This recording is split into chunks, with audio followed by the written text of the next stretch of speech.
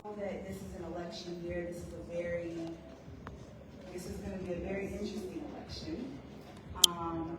But we really want to make sure that we talk about this issue as honestly, as truthfully as possible, and that we can see positive changes in our community. So we really want to make sure that we do that.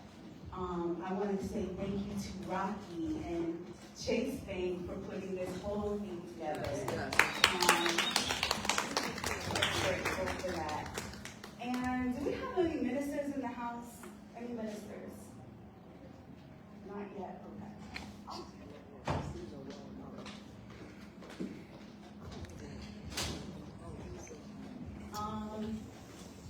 Well then I am a pastor's daughter, I'm a preacher's kid, so I get to pray.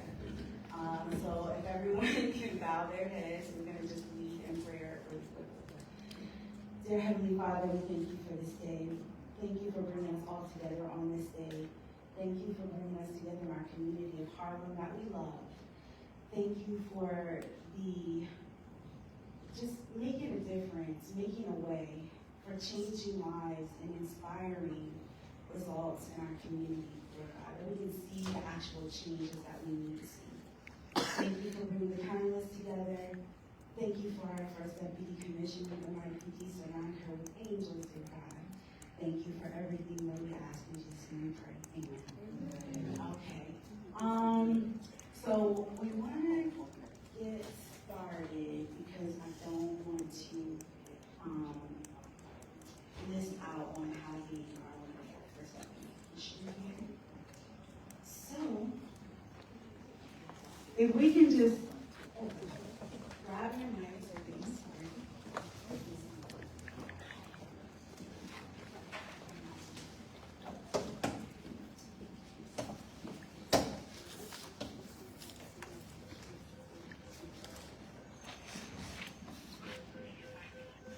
So first,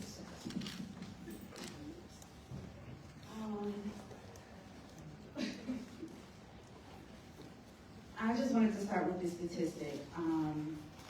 Statistics reveal that 1 in 3 women and 1 in 4 men experience some form of physical violence by an intimate partner in their lifetime, with financial abuse affecting 99% of domestic violence survivors.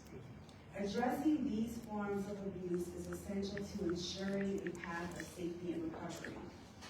With that, I want to start the discussion.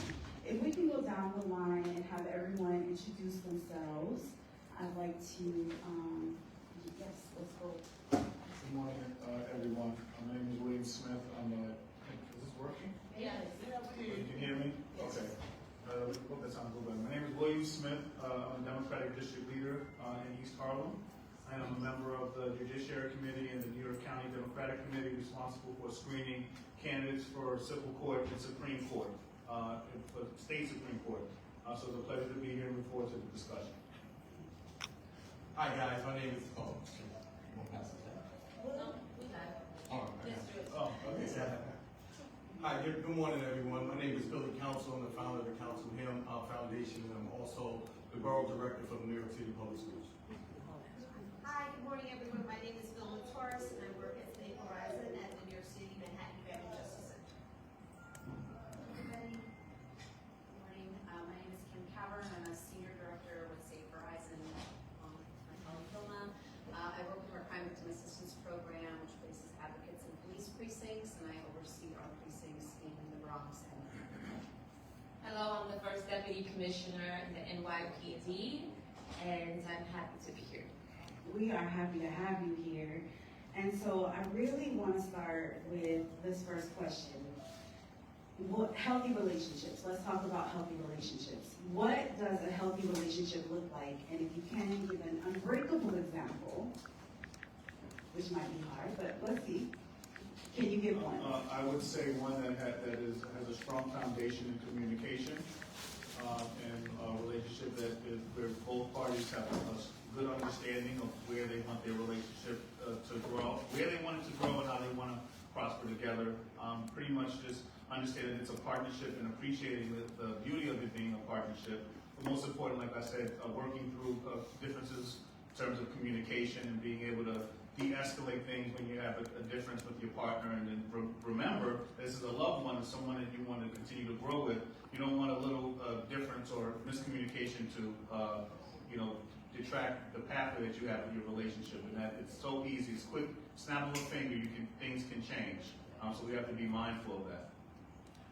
I think personally, just from a man perspective, I think broken boys become broken men, right? So when we don't deal with our childhood trauma, then that translates into our relationship, whether it's with our domestic partner, our wives, or our family members, right? So I think that's one of the things that, from a man perspective, that's something that we have to work on.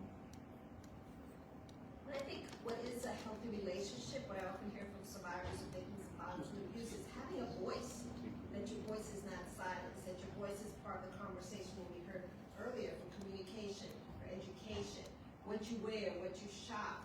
No one silences you, but having a voice, and someone is listening to you. I would also add, I think, someone who respects your boundaries. Boundaries are different in every relationship, but if you say to your partner that you're not comfortable with something, or that something is beyond the limits of what you want in your relationship, your partner should respect that, full stop, and that should be the end of that.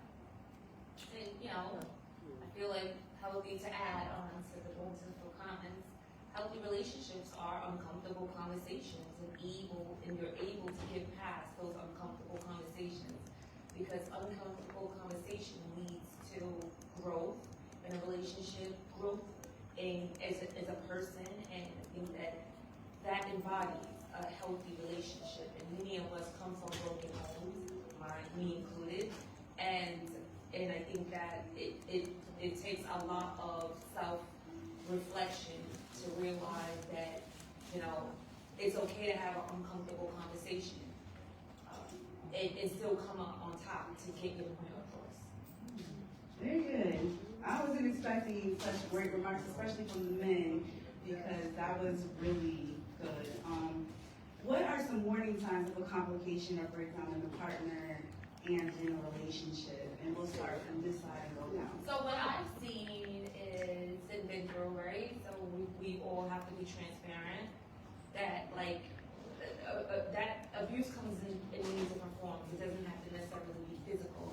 And I've witnessed and endured myself, silence, like not talking and not texting, not talking, and just separating yourself for a while until the other person feels like they want to deal with you again. And I feel like that's a huge red flag, and you should run as soon as someone does that to you, because that's a sign of immaturity and is a sign of toxicity. And if anyone is going to punish you by not talking to you, that too is a sign of abuse. We also have to remember that domestic violence increases in severity over time, and so, whenever we see horrific reports that someone was killed by their intimate partner, the reporting always says things like, "We never saw it coming, the person was so nice," but what was happening in that house increased over time. That person didn't just wake up one day in a healthy relationship and think, "I'm gonna kill my partner." There was a pattern of abuse that increased over time until it reached that point. So I think remembering that, domestic violence is happening behind closed doors. The person who is harming their partner is able to control their anger. They're able to control it when they're at the bar. They're able to control it when they're at work. They're not controlling it when they're at home with their partner. And so I think just being mindful that this is something, where there was a small red flag in the beginning that got worse and worse over time. Yeah, I agree. I appreciate what Commissioner said, not just focusing on the physical. It reminds me of working with a survivor, when she was part of a focus group, and it's about a poster, creating a poster for the New York City Mayor's Office to end domestic and gender-based violence, and there was tears. And one of the things that she said, there were tears, but if you saw my face, I led a very happy-go-lucky life. No one saw it in my face. No one saw scars, no one saw bruises, no one saw cut lips. So when I went to work or I was at my house of worship, it's like, "Oh, you're doing great. You look beautiful. You look wonderful." Because it is a silence. It's something that is kept. You're like this. So that is something that we talk when we see survivors. We do like a psychoeducation. Tell me, what is the relationship like? I'm not telling you. You're telling me what, as my colleague said, what's happening in the home. Like someone doesn't let you go out. Someone gives you a little bit money and you're a family of 7 and someone gives you $50 to feed a family of 7, someone questions you, why didn't you bring me back the 25 cents from the change? So constantly monitoring you, the power and control, like literally knowing every moment. And we see this especially in teens, when some of our teen survivors will say, oh, it's so cool. So-and-so is texting me 30, 40, 50 times. Really? Is that cool? The person is monitoring you, knows wherever you are. So it's the little things that sometimes, as Kim said, can go and grow, and then sadly you have a murder-suicide. You have the children that are witnessing this. Wow, I'm sorry, I just kind of got caught up in what you were saying. But something that the commissioner said that was, that was very intriguing. It's the silence. One of the things that, especially with men, we go silent when we're going through something, and we go down into that basement and say we're going to be all right and we're going to deal with it the best way that we can. Because of the stigma of what it is to have those conversations or to be emotionally available. So, my organization, what I did, I created an initiative called Sunday Dinner, where we gather men together to have these authentic conversations about issues that's plaguing us and our community and deal with our vulnerability and being able to come and have these authentic conversations where we can get the support and we can get the resources. So I think, one of the things that we just have to continue doing is when we see something and recognize it instead of sweeping it under the rug, let's identify it and address it right away.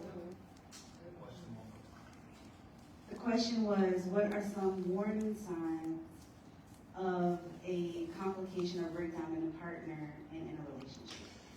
Well, I would follow up in terms of my own personal experience, the receiving 30, 40 text messages. And I told my earlier self what I would want more youth and anyone of any age to think about when they experience that is to kind of just take a step back away from that situation.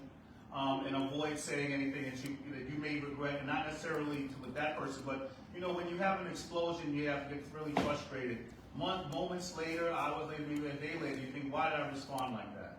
So making sure you avoid those things and thinking about how we can support programs that can help people address those type of situations. Now you talked about the early warning signs. I think a lot of times when we're in the beginning of a relationship or situationship, whatever the interaction may be, we avoid recognizing some of the early warning signs because of something that we want to pursue with that person or how that person makes us feel at a certain moment. So it's important to really teach our community to think about how to remove, detach from those and focus more on what's the long-term prospect with that person and how to avoid those early warning signs that you mentioned. Okay, great. I want to pause for a quick pause. Cynthia, can you come up for a quick second? And I want to talk about some legislation just really quickly.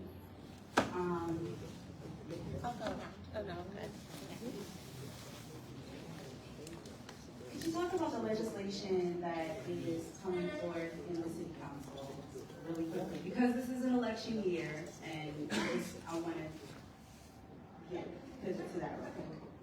Hi, everybody. My name is Cynthia Hornig. I'm the Legislative and Budget Director for City Council Member Gail Brewer.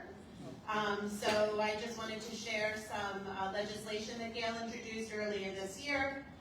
It's introduction 0565, 2024. And this bill, I don't know if you know this or not, but when you register to vote, your information in the state of New York is public information. Right, so for survivors, this could be a really big problem. You don't want to let where your location is or any of that information out. And prior to 2021, you would have to fill out like a stack of papers and go to the Supreme Court of the state of New York to request confidentiality. Not an easy way to do it, a lot of barriers, and I think there were only like 10 people that did that in maybe a decade, something like that, like crazy numbers.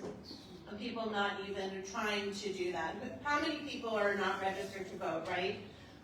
So this bill, in 2021, Governor Hochul changed the process. So made it a little bit easier, so you could just sign an affidavit and then bring it to your Board of Elections office, which we have one in every borough. Still not the best process, it's still a little bit cumbersome, but much better, right? It's a little bit better.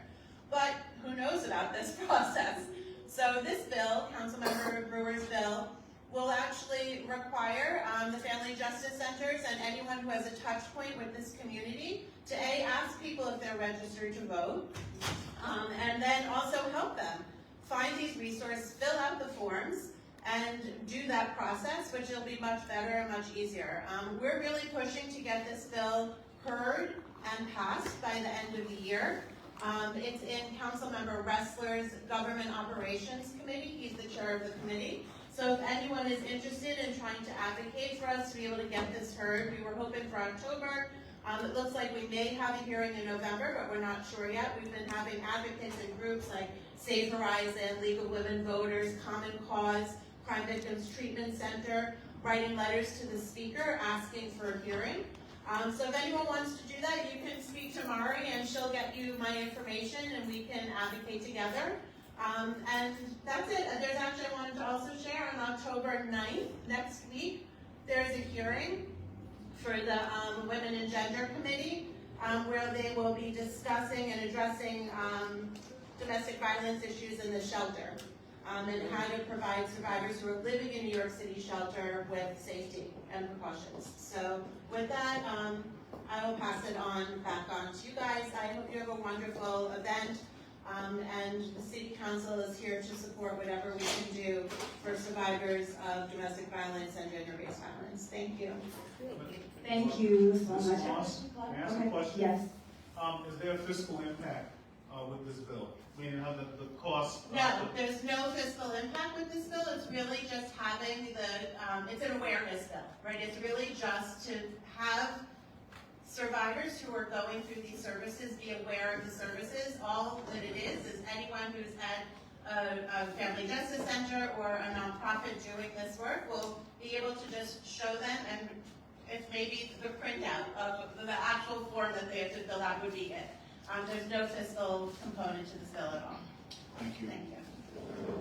Excellent. Thank you very much. And everybody knows how important it is to vote, and you need to be able to be free to vote. So I just wanted to make sure.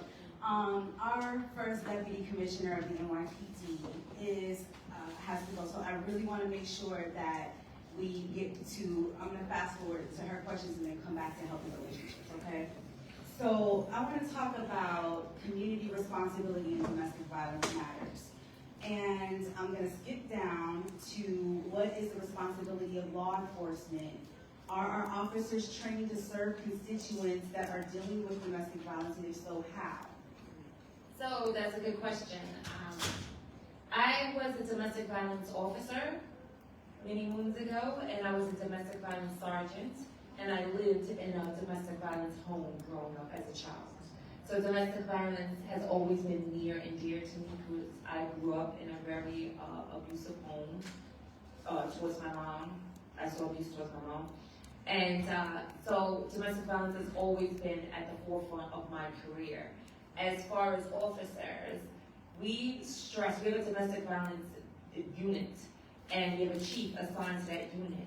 And she is intense, and as far as we have a domestic violence forum, where once a month a borough will come up, I'll say like Manhattan North, right? 32, 28, and they will get grilled pretty much about the domestic response.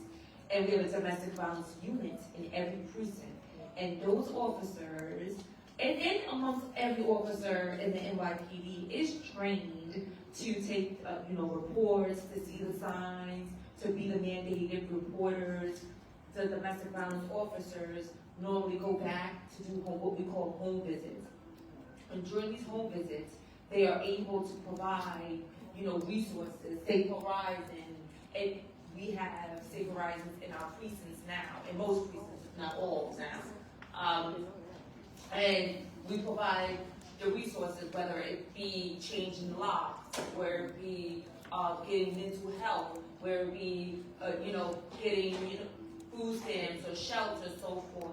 So we take domestic violence and the NYPD really, really serious because one time is enough.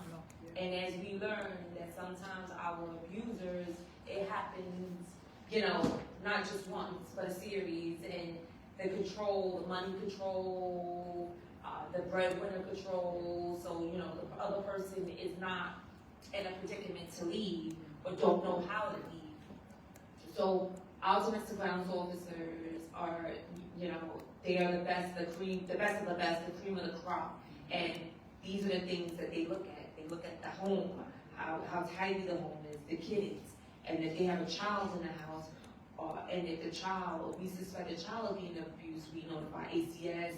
We will put the child on a child at risk list, which means we come and see that child pretty frequently, even in schools if we have to. So domestic violence is big in the NYPD, and many of us, like myself, you know, just because we're police officers don't mean that we don't have a past, right? So many of us have come from homes where we witnessed domestic violence as children, and we know the effects of it. Which brings me to the next question. How do officers know who's the perpetrator versus the victim?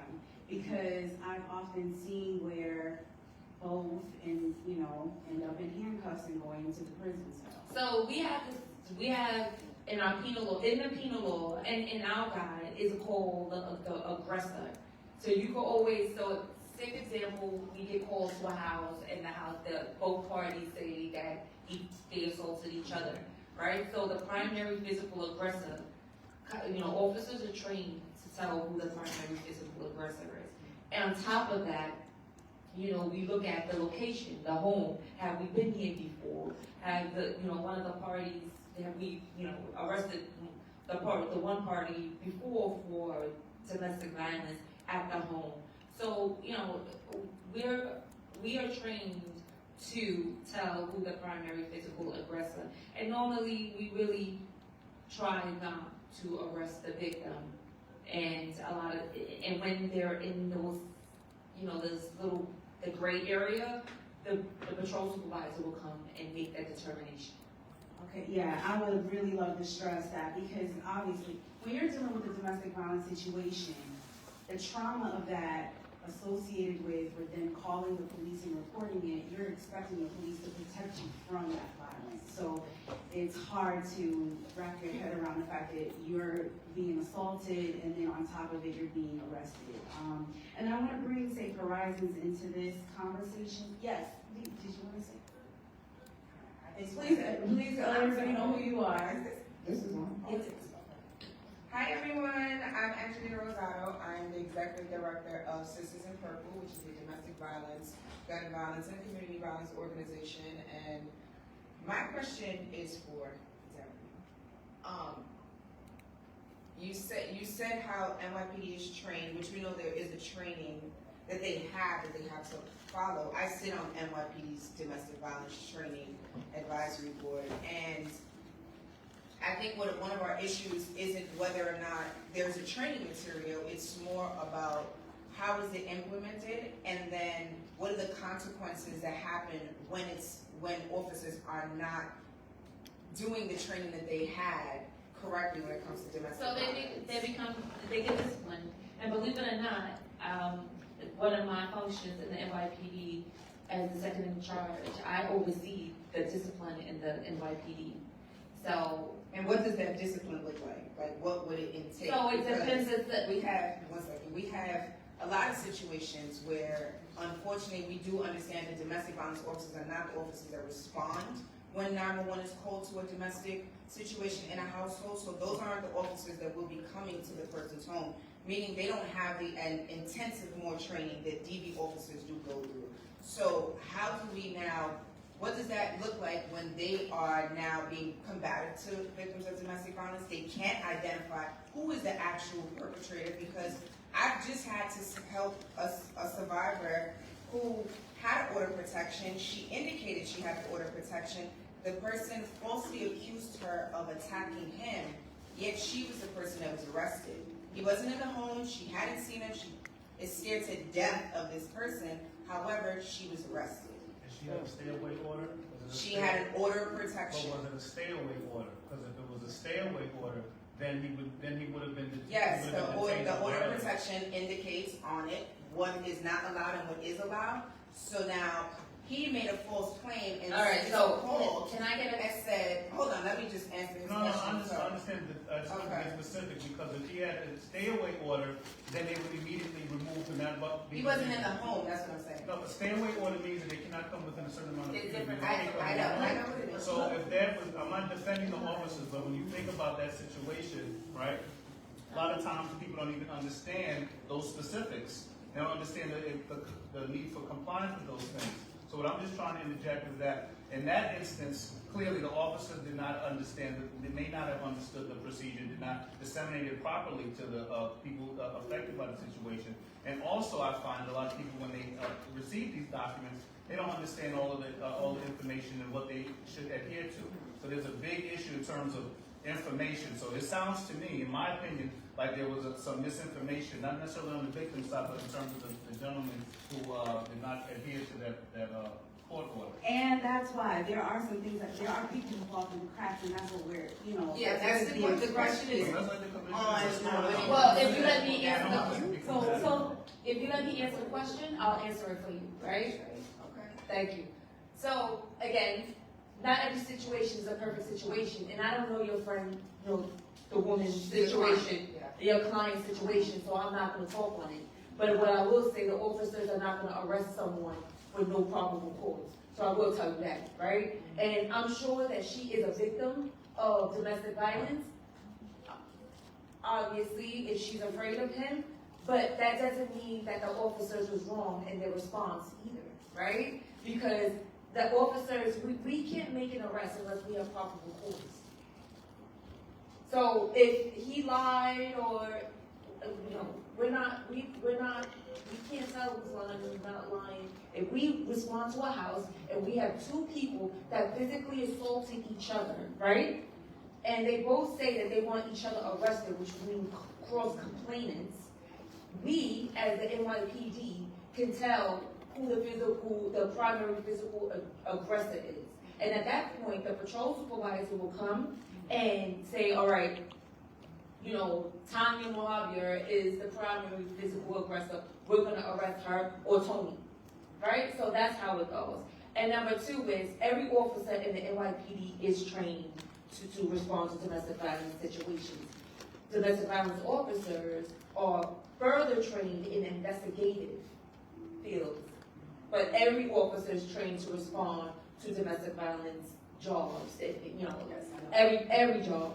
And as far as discipline, the severity, it depends on the severity, right? So we're not gonna crucify someone for a minor, situation. The discipline gets further with the intensity. But I will tell you this, we don't play around with domestic violence and domestic violence jobs. So if an officer or officers is caught, doing something they're not supposed to be doing or don't respond in the way that they should, we do not. That's something that we don't take lightly, and they would be highly disciplined. As far as what the discipline is, it's different. I can't tell you that, we have a discipline matrix. And so I can't tell you what exactly the overall discipline would be, but they would be disciplined. And I will further tell you that we don't have, we don't really have a lot of many situations where we have to discipline officers in domestic violence situations. Because that's something in this police department that we do not play with. Because unfortunately, we had situations in prior years where, young women have lost their lives or situations that,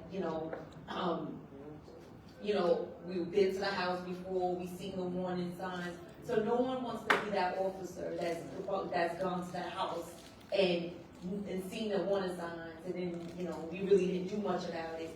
Nobody wants that on their head. So we've come such a long way. We have come such a long way as an agency in combating domestic violence, and hence why we have an entire domestic violence unit where it's made up of a chief and, many officers underneath her, and a domestic violence inspection team that also goes out to the commands, they will watch cops handle domestic violence jobs and make sure that they're checking the checks and balances. And we know how sensitive and careful these matters have to be adhered to with compassion. Our NYPD officers that handle domestic violence really need compassion. I want to just pivot real quickly to Safe Horizons. And that Safe Horizons has a public-private partnership with the NYPD to be in each of the locations. And the question is, are they there? And if someone comes in with handcuffs because they're arrested as the victim, if they come in, are they immediately connected to those resources? Because we know that there is a lot of funding going towards that particular Safe Horizons being in the NYPD. Can you speak to that?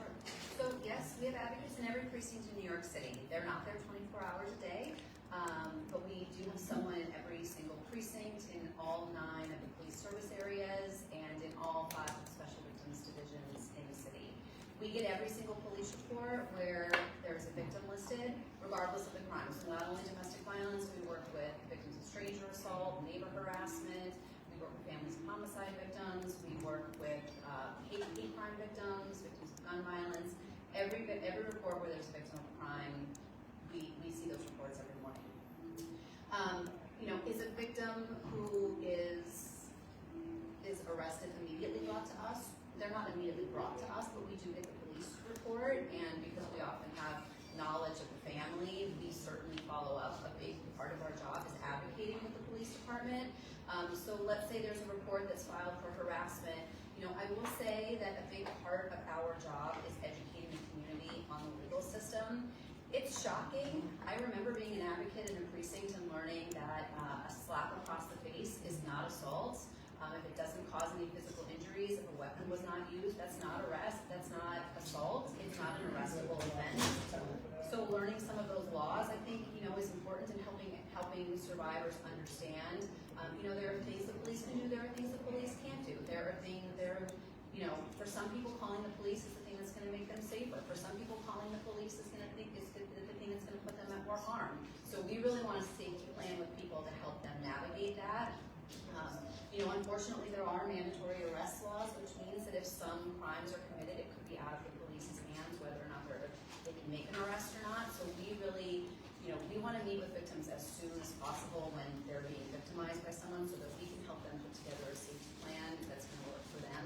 But a big part of our job is advocating within the police department. So again, to that previous incident, if you were slapped by your partner and it didn't leave a mark, you call the police, that's going to be written up as harassment and no one's going to be arrested. But let's say that a day later when we come in contact with them, now that has left a mark. Now there's a physical injury.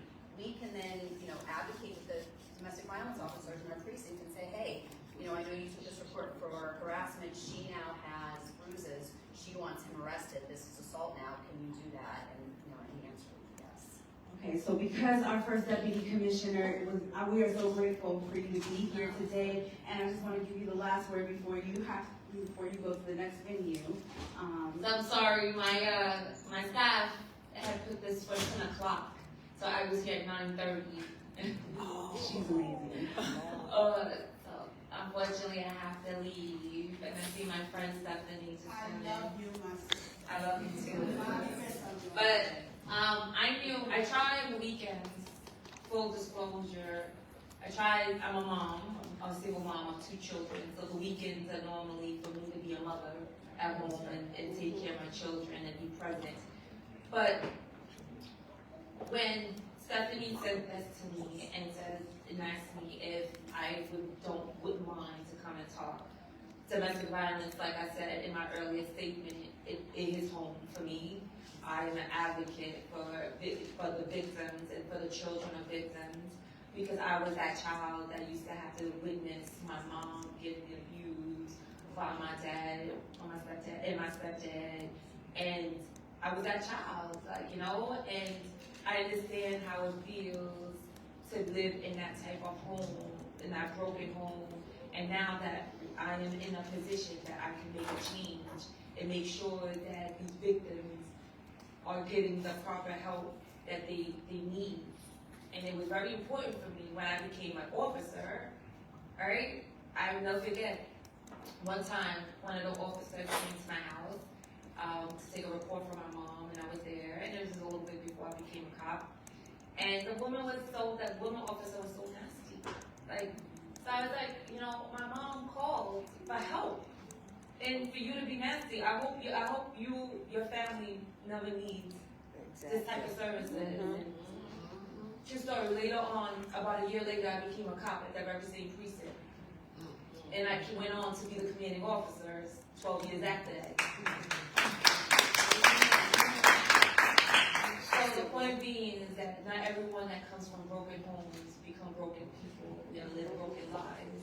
And I'm a really huge advocate of people that need help. And when I came to the police department and I was a rookie cop and I saw the domestic violence unit, I was so happy to become a domestic violence officer and take that position so serious because I knew what my mom went through and what I had to witness, and I wanted to be that officer, not the one that came to my house, that was nasty to my mom, but the officer that came and provided comfort in the midst of chaos. So what's the message that I would love to share today is that, you know, domestic violence in Black and brown communities and even immigrant communities, right? Because let's be realistic, a lot of places, a lot of people that come from different countries that migrate to New York City, they still are in abusive relationships, and their spouses think that,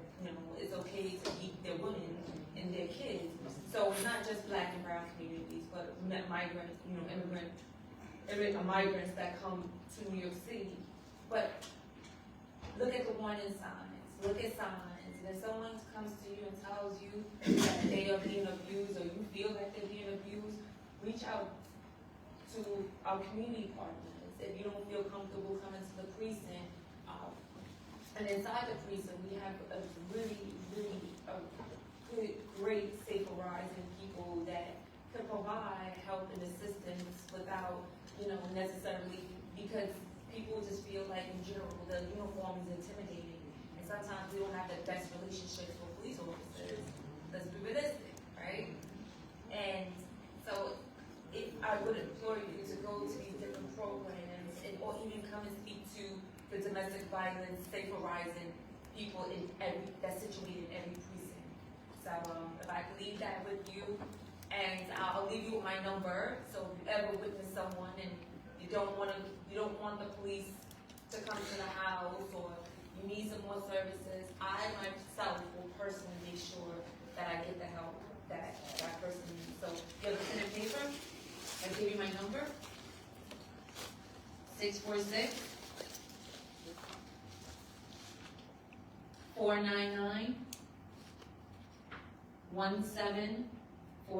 and my name is Tanya.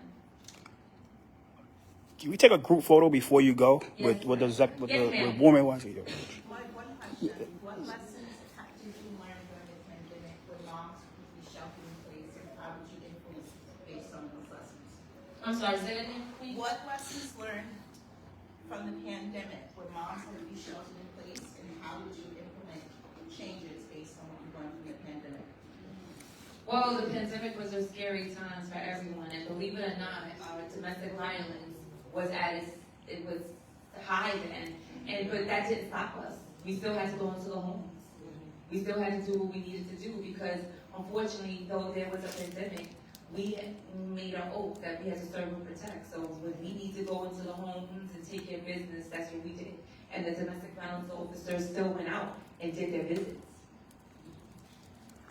Did you ever run into that officer? Right. I want to know. That was the buildup, right? That was the buildup. We don't want to know. So she's retired now. Her name is Elizabeth. We became good friends. Oh my goodness. Yes, and I told her, and it was so funny, right? She was, you know, obviously Caucasian, and I was, you know, and when we became friends, and I went to the 120, ironically, I went to the same precinct I lived in, and I said to her, you know, we can't be going, you think because we go into Black homes, we can treat Black people any way you want. I said, you don't remember when me and you got into the argument, and she remembered, and she said, well, I don't agree with you saying race because I'm from Stapleton. Stapleton is another, you know, it's another, so for you saying that is race, that's just my personality. I said, well, your personality sucks. Yes, And- yes, I would have said the And, same. and you need to, you know, Some empathy, compassion. someone's calling you for help and assistance, and you're being, you know, an a-hole. That's Right. not cool. It's not. And she's just like, yeah, but then as I got to learn her more, that was her personality. And that was just her personality. And when she started to have children, she softened up. Mm-hmm. Because sometimes when people are not in those, never been in those positions, and they've been police officers for a while, it becomes routine. And they think that they could do, you know, speak and do whatever they want to people. But her and I became good friends, and I had to tell her about herself. That's good. One more question. I have a question. Yes, please. And I was hoping that the legislative person could have stated this, but that's fine because I'm going to use her too. As a person who has been a longtime advocate for so many different, you know, things, but one of them being the survivor of domestic abuse and being an advocate for that, a thought ran through my head about legislation in terms of domestic abuse and it possibly being something that can prevent it. Because I tend to learn that people who are afraid of having a label placed on them, i.e. a felon, will not commit the crime that will create that stigma. So I want to introduce to someone who has the power to introduce the same type of bill that they have for sex offenders, for domestic abuse offenders. I agree. But that's why it's really important, and I'm neutral, right, because I'm an agent of the Lord, but it's really important that you utilize that voice. This is an election year, and you know, a lot of people are, you know, that is an amazing point. But this is why it's very important that you watch these debates, you show up to certain places where these elected officials are at, and hold them to the fire and say, listen, domestic violence is just the same as a sex offense, and they need to be held to the same caliber. And I think that if you get enough people to advocate for that, that can become a legislative bill. But I have to go. Yeah, we are so Can we take a group photo, please? A group photo with please. Yeah. What's up? Oh, what's up, Dion? What's up, man? No, I'm good. I'm not taking a photo with them. I didn't even know you was here. Shout out to Dion Powell.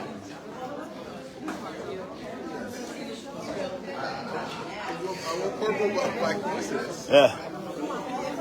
Yeah, everybody. Oh, you go right here? So you know everybody don't have to move. Yeah. Yes, the lighting's horrible. Yeah.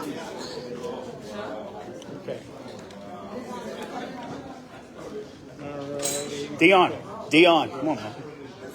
You gotta get in, man. You have all day. Okay. All right.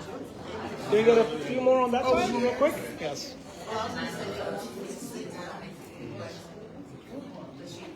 Okay, everyone, we're gonna go camera by camera. Everyone. Okay, everyone, look right over here first. Go to this camera first, then that camera, the next. Yep. Okay, 1, 2, and 3. Perfect. Good. All right. Wait. 1, 2. Thank you. Thank you. This gentleman in the gray. Thank you, y'all. Can I ask one more? Can I get one too? Thank you. Oh, please. Thank you. Yeah, I got you. Yeah. I got you.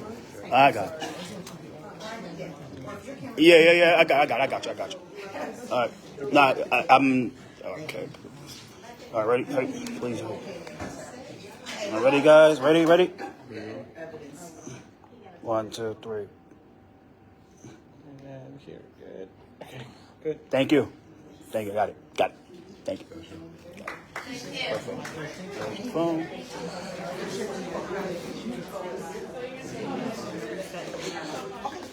Oh, sorry. I didn't know you said. What's up, man? Yeah. So now we're going to reset the panel. We have the first Deputy Borough President here.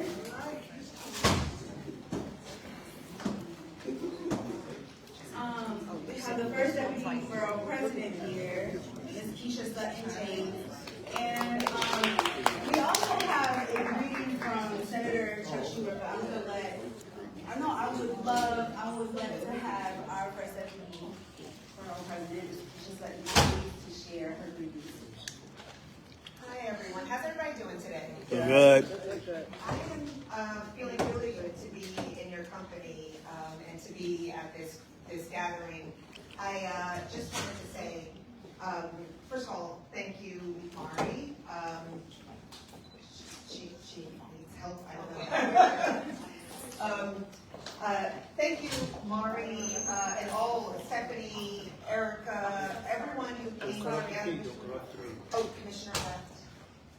Okay, her coffee is very important. I can relate. I'm a Starbucks iced tea fanatic, and I'm gonna go there right after this. I can't function without it. So I can relate. I understand why she had to come back to the commissioner's coffee. But I just wanted to say,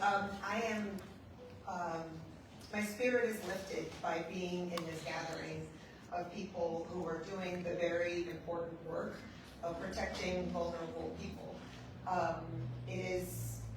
I'm an empath, frankly, and so I'm always, I'm that gal who's, always crying at whatever sappy commercial, because I feel other people's pain and trauma, and I know how hard it is, frankly, to do the work of exposing your heart and your soul to other people's trauma on a daily basis. So I want to thank all of you who are doing the work seriously, I want to thank all of you who are doing the work. I show literally just now my legs thinking about it, of working to help people through their trauma, heal them, stabilize them, lift up their families, protect their families. And so that's first. So I mean this very just deeply from the bottom of my heart. Thank you. And thank you also for the leadership to bring all these multiple organizations. Thank you. I thought I saw you just now up here. I mentioned you, Erica. But also thank you for having the leadership to bring all of these folks together. Mari and Stephanie and all the organizations that are Safe Horizons. I have so much respect for District Leader William Smith, as well as Billy Council, who has led in his ways as well, so many ways. In particular, I just want to lift up the fact that he's leading from a perspective as an ally, healing men, healing fathers. So that is very appreciated as well. So thank you all, and she's gone now, but thank you to the commissioner as well. This is an issue that affects so many people, so many women, so many children, and in particular, I think the commissioner said that it's disproportionate. She said it doesn't just impact Black and brown women, but it disproportionately impacts Black and brown women. And so I think it's particularly important that these organizations are coming together here. Thank you to where's Rocky? Thank you to Rocky Chowdhury for hosting all of us. I forgot to say thank you to Rocky Chowdhury for hosting this gathering. And so I just say I have visited with many of the organizations and tried my best to help in a way that our office can. Our office's powers are limited. We're not a legislative body. Our funding around programs is very, very limited. It's mostly around capital, where we need to have an actual space for us to give capital money to improve said space. So we are generally helping with connecting with different people and resources. Unfortunately, as much as we've been able to do to help. But I'm in your corner. The borough president, Mark Levine, is also in your corner. And for anyone else who needs anything from the borough president's office, for whether it's around this issue or otherwise, I am here. I will also share my information.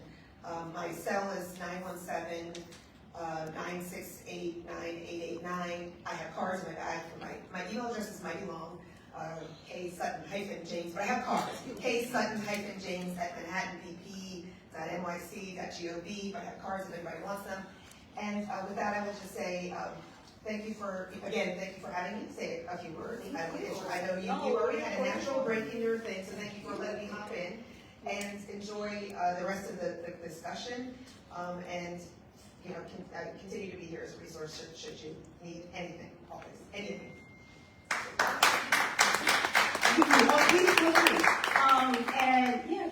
And Rocky, we would love for you to come up as well. Rocky? Your video, right? No, we want you to come up. We want to say thank you to Rocky and Chase Bank.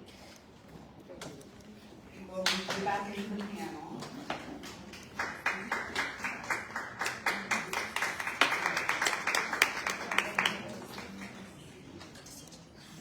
Rocky's amazing.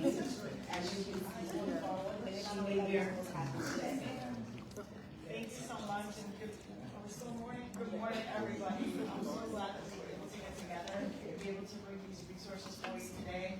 I'm Martha Chagger, the honor and pleasure of being the local community manager for JPMorgan Chase. What I get to do every day is just bring financial education to our community, and bring free resources like this to our community to help bridge the racial wealth gap that exists, the financial wealth gap that exists, especially specifically within the Black and Hispanic community. I'm so proud that we emphasize that because there were systemic things in place that impact specifically the Black and Hispanic community from progressing financially. So I'm so grateful to be able to, one, acknowledge that we have made a mistake, but now we're that is acknowledging that and now remedying that through these resources. So I look forward to connecting with you for my work tonight. 12:45 is it? Yes. 12:45. But I look forward to connecting with you throughout the programming. I'm so grateful that you took the time to come in today. And please, what I always ask is when you learn about these events that we have, share it with your community. They are free for our community, and they're free regardless of where you bank. So please share it with our community because that's how we learn. You don't know what you don't know. So please share it with your community. Thank you so much. Okay. And with that, we did have a greeting from Senator Chuck Schumer. We can pull that up later. I'm going to get back into this panel, and we're going to go deeper into this discussion. So we were talking about healthy relationships, and before the first Deputy Commissioner, they want to come up. So here we go. What is the impact to the community when a domestic violence matter occurs? What is the impact to the community when a domestic violence matter occurs? And please introduce yourself. Good morning. Can everyone hear me? Yes. Hi, my name is Stephanie McGraw. I am the founder and CEO of WARM. That stands for We All Really Matter. And we do. If we don't know we matter, then the cycle will continue. What does it mean when domestic violence impacts the community?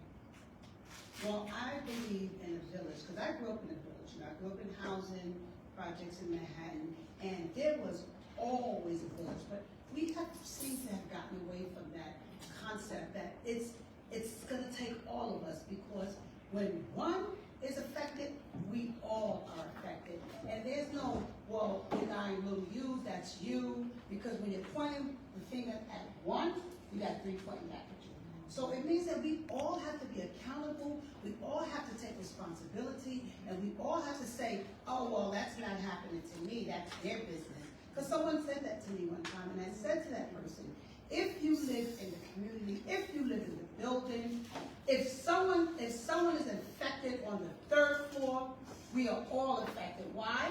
Because kids that grow up in domestic violence go out into the community, there's teenage pregnancy, there's gun violence, there's domestic violence, there's robbery. So everyone is affected. So we cannot just say that's your problem, right? Right. Because when I grew up, if I did something, my mother's friend would get me. I would get a beating. I don't know if they get beatings anymore because everybody's like ACS, ECW, right, scared of that. But I know when I did something, not only that the neighbor recognized me and said something and checked me, I got a beat from her. Then when I went to my mother, I got a beat from her. But it was about understanding that you're not out here doing this by yourself, because it's all of us, so we all are affected, right? So we cannot say it's an individual issue because it's a universal issue. And now, it is a national health crisis, domestic violence, because it's raising the emergency room visits, the women coming into the hospitals, right? It is raising the healthcare prices. So it's not just one issue, one all fix all. We have to unite as one. Thank you. I mean, I totally appreciate you talking about in your thoughts and your comments, because that's part of safety. If I can tell you how many times I've spoken to survivors and victims who talk about their neighbor, who talk about their house of worship as being part of the safety plan. What I mean by that is your neighbor knows that if the kids knock on the door and say blue, the door is open, there's no question. They know that there is danger and there's a 911 call. That neighbors have come, because as you stated, neighbors see that. They hear it. So sometimes neighbors will be that support. What can I be for you? Community, like going to a safe place. That's part of the safety plan, because your community sees you day in and day out. They see the changes. They see your kids coming. And sometimes it is embarrassing to actually acknowledge there is harm in my home right now. And it's not about me passing judgment and saying, well, you know what, if it was me, this is what I would do. I would have left them. It's a question about someone saying, how can I help you? What can I do for you? That's exactly right. Okay. Yeah, no, that's exactly right. Go ahead. I think that, when we're talking about community and how domestic violence affects the community, right? We have to talk about the lack of education that our community has on domestic violence, right? Understanding what is it that you're hearing, understanding what is it that you're seeing. And a lot of times in Black and brown communities, these aren't conversations that we're having. These aren't conversations that the schools are having.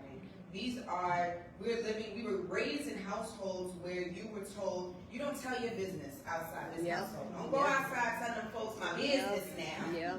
That's what your mama and your grandmama will tell you once you step outside. So we were conditioned to keep that internal trauma and not be able to express it. So our job as advocates of domestic violence and CEOs and executive directors of domestic violence organizations is to educate that community, help that community understand what is it that they witnessed, how is it they can help in a safe manner, because what we don't want is someone to just intervene in a domestic violence situation and then be the person that gets injured themselves, which happens a lot. It happens in Harlem.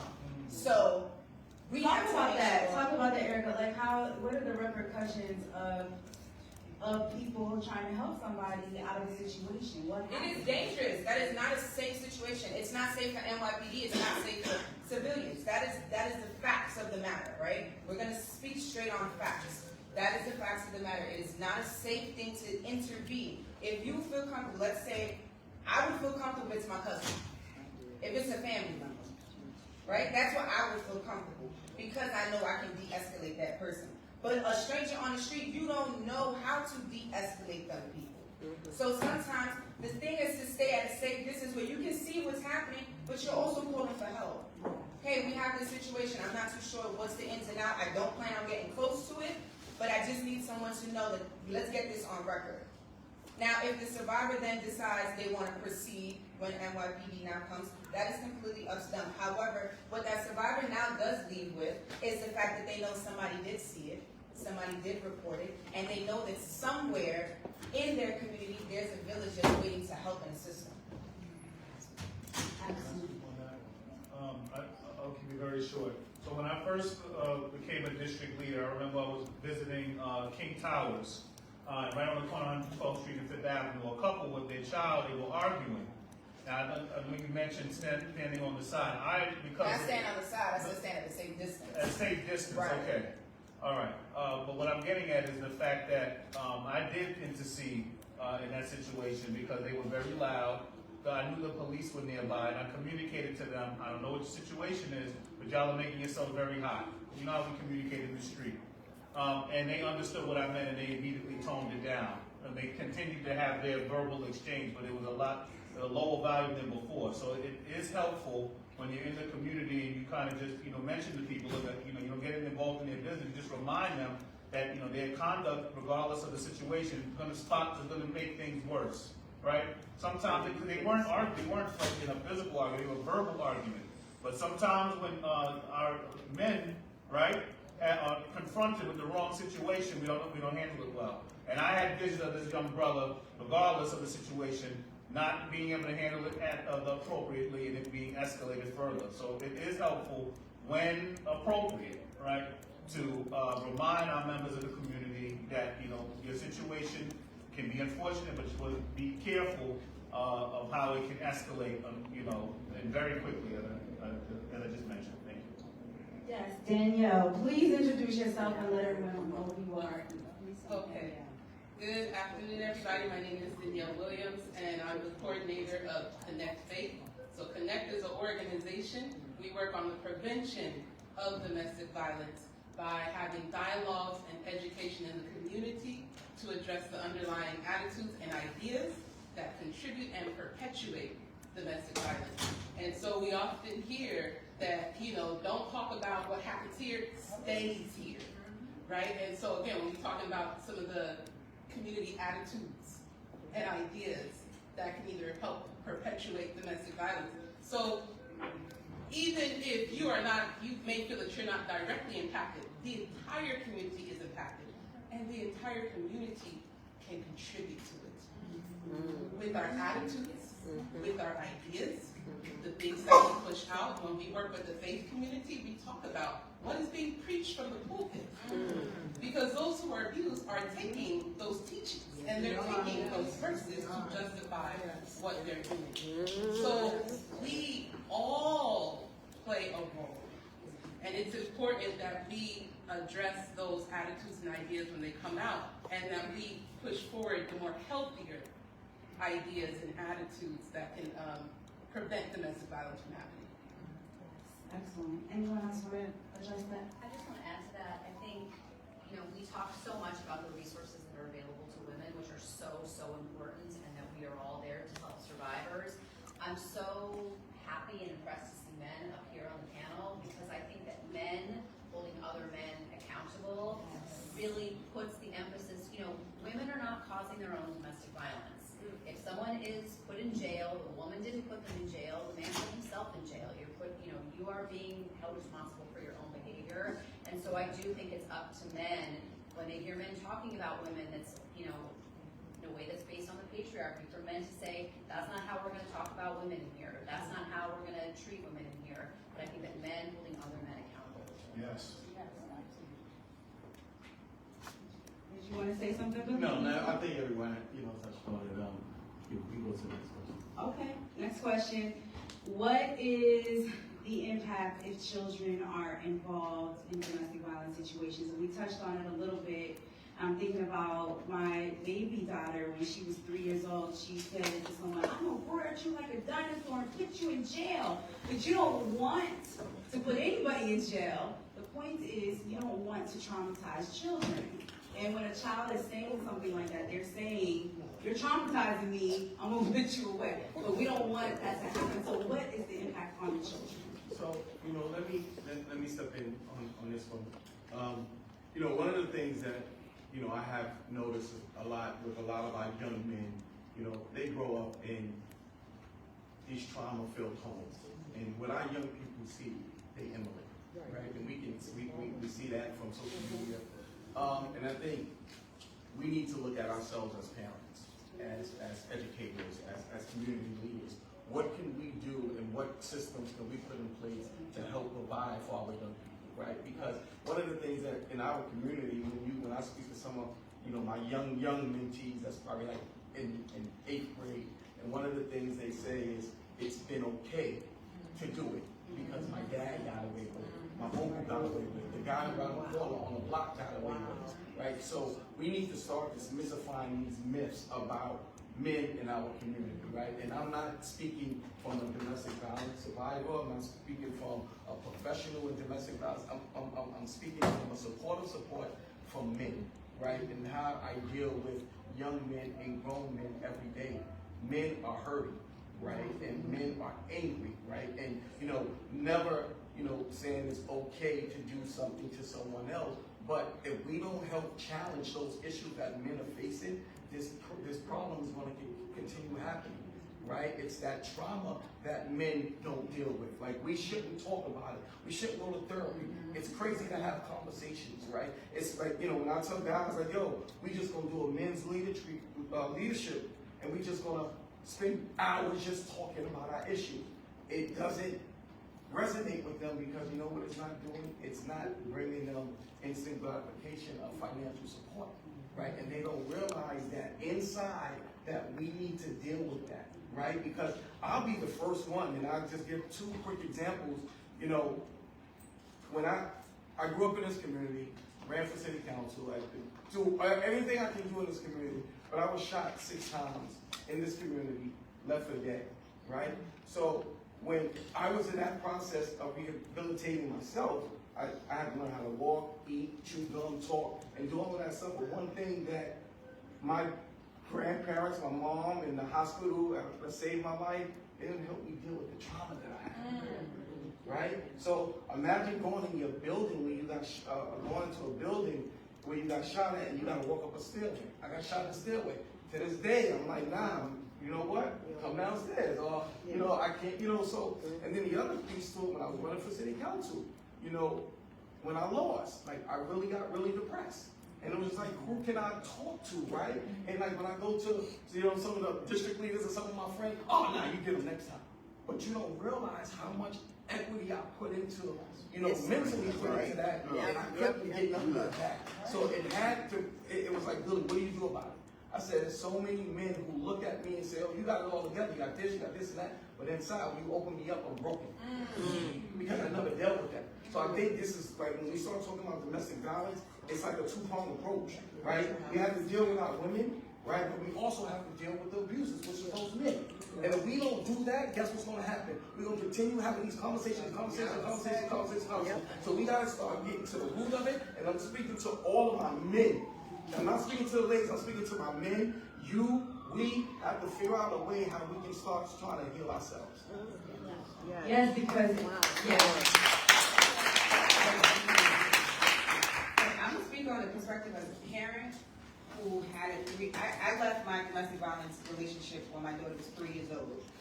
In the midst of my planning my own safety plan, I did not have a team. I didn't know anything about domestic violence other than I knew that it wasn't okay and it was always in my community. I had a 3-year-old, and at the time she used to go inside her room. When she would come home from grandma's house, she would go into her room and go into a tent. She used to have a Frozen. Lord knows, y'all know when Frozen came out, little kids had us in a chokehold. She had a Frozen tent, and she would just slide right in there. And she would not come out of that tent for about an hour. When I tell you my daughter was mentally regulating herself to be prepared to live in a home, to be in a home with both her parents, because that home was so toxic, that home was violent, that home was angry, that home was dark. And she had, at 3 years old, had to mentally prepare herself for that. So it took about an hour to mentally do that. I seen that as a parent and realized home is no longer safe for her. Home is not a home. Home is scary. Home is somewhere I don't want to be. I was that child. At 4 years old, I witnessed my mom getting dragged outside of a car and beaten on the side of a road like a dog. The difference between the way we handled it was I started teaching my daughter about domestic violence. I acknowledged what she witnessed. I explained to her that what happened in that household was not okay. I wasn't taught any of that. My daughter is an advocate in her own. She is 12 years old. You can't tell hope nothing. She advocates against teachers, anyone that makes her feel any kind of way that she feels like it doesn't sit right with me. I'm going to voice my opinion. I'm going to let you know that what you're doing is not okay to me. And then, you know, she calls her mom because, you know, mom got it back. But I didn't have that growing up. I didn't have that person to say, Mom, this happened. How do I fix this? I wasn't that kid that was like, Mom, I saw what happened to you. It hurt me. It didn't make me feel good. I wanted to fight him. And that's the difference when you don't address domestic violence with children in a household, when you don't have these conversations, right? What happens is the cycle of abuse continues. I was either going to become an abuser or I was going to become a victim. I just so happened to become morphed into both of them at the same time because I went into protection mode for myself. So I wasn't one of those survivors that just got beaten on. No, we was nothing and bumping. We was fighting. And as long as I fought back, I wasn't a victim of anything. I taught my daughter a different route. I taught my daughter what was okay, what was not okay. If something makes you feel a certain way, vocalize that. In a respectful manner. She's only 12. But she understood that. When children go unaddressed when domestic violence is in a household, these are the things that happen. We're talking education fails, health-wise they fail, mentally they fail, when they are not addressed correctly. And I think that a lot of people don't realize that kids are smarter than you think. They hear it. A lot of households, they're like, well, my parents, I didn't see my parents fight, but you heard your parents argue. You felt that tension in the household when daddy came home from work, or when mommy returned back from grandma's house. You felt that tension when auntie was in the house because now she's looking at your daddy cross-eyed. She want to fight. So they feel that, and that has to be addressed with them. And we do, and Sisters in Purple, we address it, and we have conversations with our youth, right? And I remember one of my middle school students, he came to me and he said, Miss Angie, I think my dad is in a domestic violence relationship. And I said, well, why do you think that? He said, well, you know, you were teaching us about the power and control wheel, and a lot of the stuff on that wheel my mom does to my dad. Wow. He's a middle schooler. And I said, really? So we went over there again, and I handed him the paperwork. And I said, what I want you to do is I want you to go home, and I want you to put this on the table. And tell your mom what you experienced, what you just learned in school, and after school. And he said, okay, I'm going to do that. I sent all the kids home with the power and control wheel. It's time to have these conversations, and it's a very uncomfortable conversation. As a victim of domestic violence, how hard is it to hear your child say, this hurts me? What you're doing, what you guys are doing, hurts me. I don't feel safe here. It's the hardest pill to swallow, but it's a conversation that needs to be had. Anybody else want to add? Okay, so I want to say thank you. Thank you. I'm so sorry, but I also have a 3-year-old who has to go to ballet, and so I have to go get her. But thank you so much for having me and sharing. Thank you. All right. Do we blame the victim for the abuse they have encountered? And why do we do that? Hi, again, miseducation, because it is solely the purpose, whoever is the one that is bringing on the violence, it is solely their responsibility. So, blaming the victim, that is such a, when you blame somebody, then you stagnate them from understanding and getting to any kind of solutions and getting to, understanding who they are, their power to move themselves out of that kind of abuse. But I wanted to circle back on that question with Billy and men. We just received a grant from the state, the Creative Restorative Justice Program, because, we are women out here. And I've been working with Brenda, a lot of these women in this room, even Billy and William. But we very rarely see men at the table like we see it today, right? And so, we've been discussing this with the powers that be in the legislative side. We need to put more money into restorative justice and working with the men. And I know Jeanette does an amazing job, working with the men. So we're so honored to talk about that. And, Billy said something so important, so powerful, because what I know from my own personal experience, that the issues is in the tissues. And until we start getting into that inner work for out of change, love shouldn't hurt, then we will perpetuate, We are doing, we're just so excited that we will be opening up the first women of color right here in Harlem, a center to address that holistic approach of healing. And we're kicking off today. I'm late, and unfortunately I cannot stay. I do have to leave because I have 2 events, and we're doing Reclaim Your Power today. And it's all about holistic healing. It's all about getting to the trauma. We have professionals right now at our center around the corner. But the work that we are moving on, and because it's deep, it's just not one fix all. It's so deep, right? And if you don't start working on the inner trauma and that holistic approach to healing.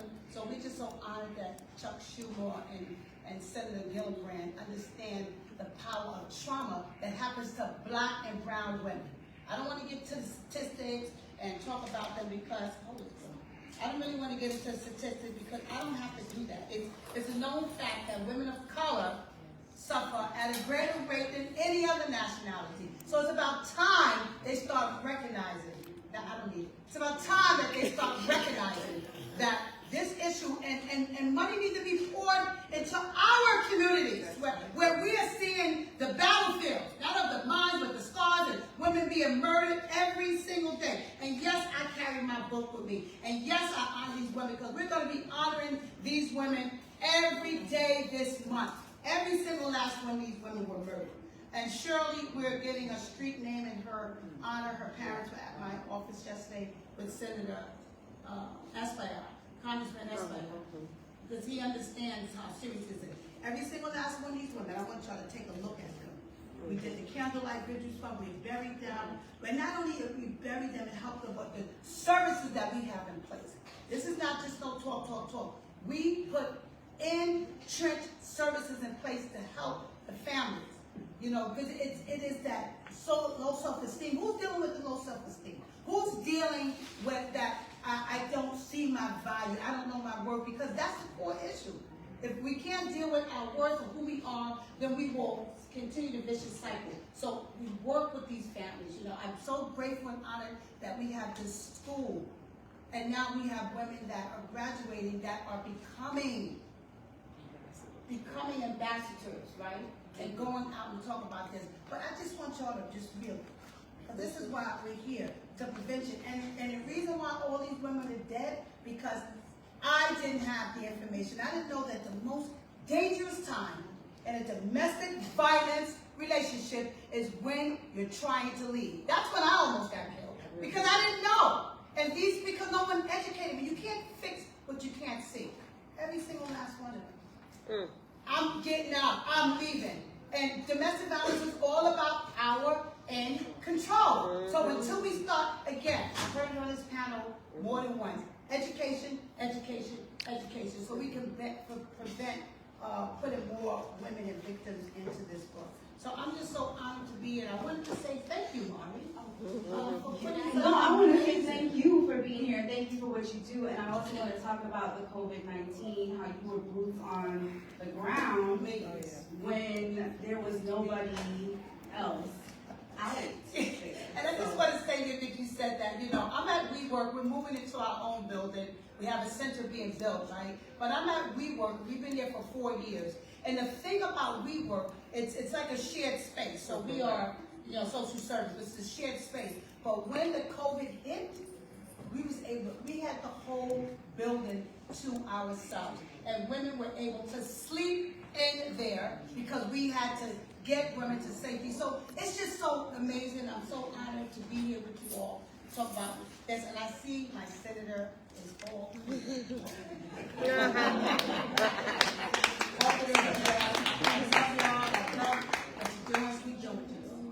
Yes, Senator Clear is here, so we want to give her the mic. This is not how I usually do forums. This has been kind of impromptu, but I'm grateful that we're having this conversation because this is the fallow ground that we need to break up in our community to finally turn the page and make a positive difference. So, Senator Clear, take it. All right. Good morning, everybody. Good morning. And I'm sorry for my dress and my lateness. I just came from an anti-gun violence march in our community, which is also another stubborn problem that we're trying to deal with. But it's all related. It's all connected.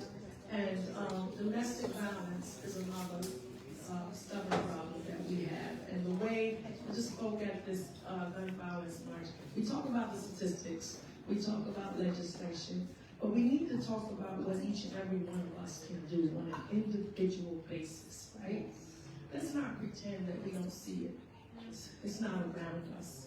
Men and women, we have witnessed it, sadly, in front of us as children and even as adults.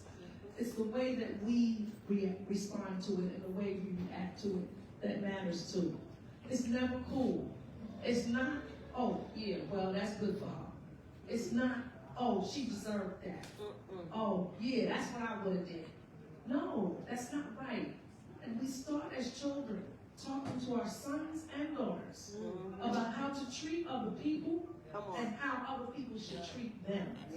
And that's what we have to uplift on that level. Legislation, I've written some. I've co-sponsored some.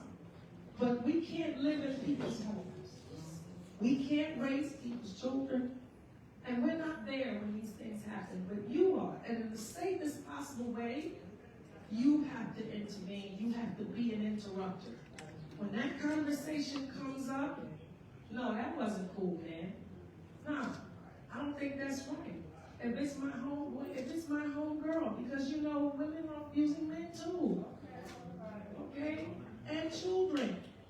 And we have to deal with that. There are times that I've seen people, get off here.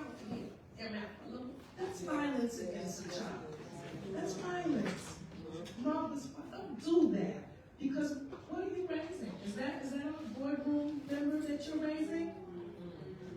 Is that our future doctor? Is that our future engineer that you're raising? You're raising an angry person who's going to bring this out in society in other ways. So this morning, I guess that's been my whole thing this morning, just talking to us about us and the healing that we can do among us. This abstract, this gotta stop the violence. It starts with us. It really starts with us. I ran into a friend on the way here, about maybe 25 years ago. I was part of a movement to end violence against women. And we were trying to go into houses of worship. It was hard. It was not received well. Wow. It was going on. We don't want to say that. Some of them were doing that.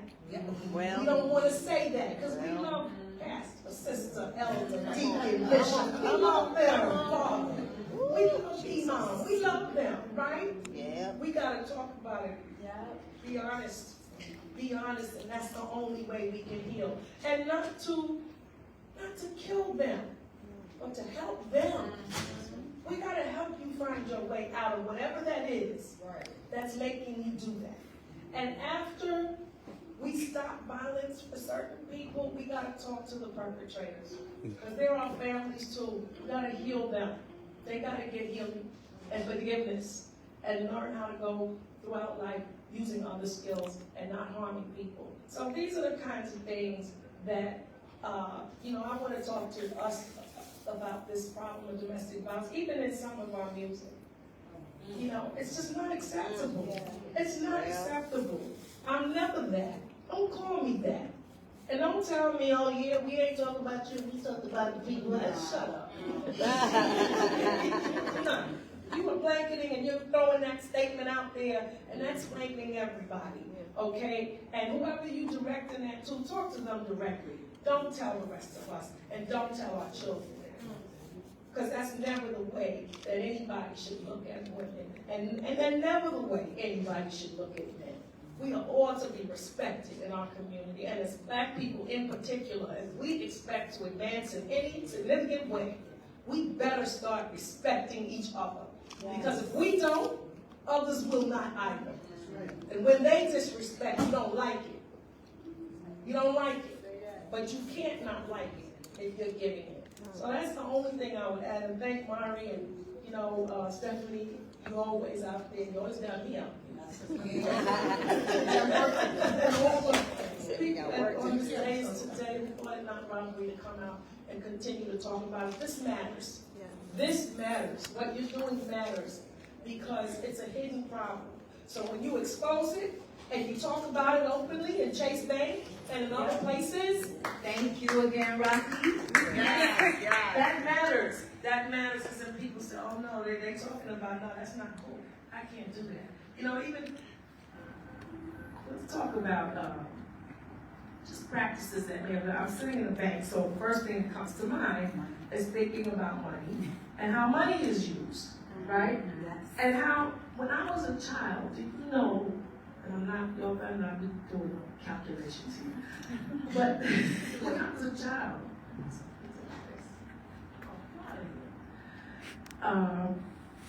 My mother had to get permission and approval and a signature from my father to get a credit card. The rights that women had, the way society started this mess, that was true for everybody. You needed your husband to come and get a credit card. Yeah, okay, and that's yeah, 70 up into the early 70s. It's not even, that's not even a lifetime ago yet. So you gotta see where some of these perceptions about women came from and were cultivated. It's that kind of thinking. It's the programming. It's what we watch. So now we've changed some of that, but we haven't changed all of it. So we have to change it in our homes.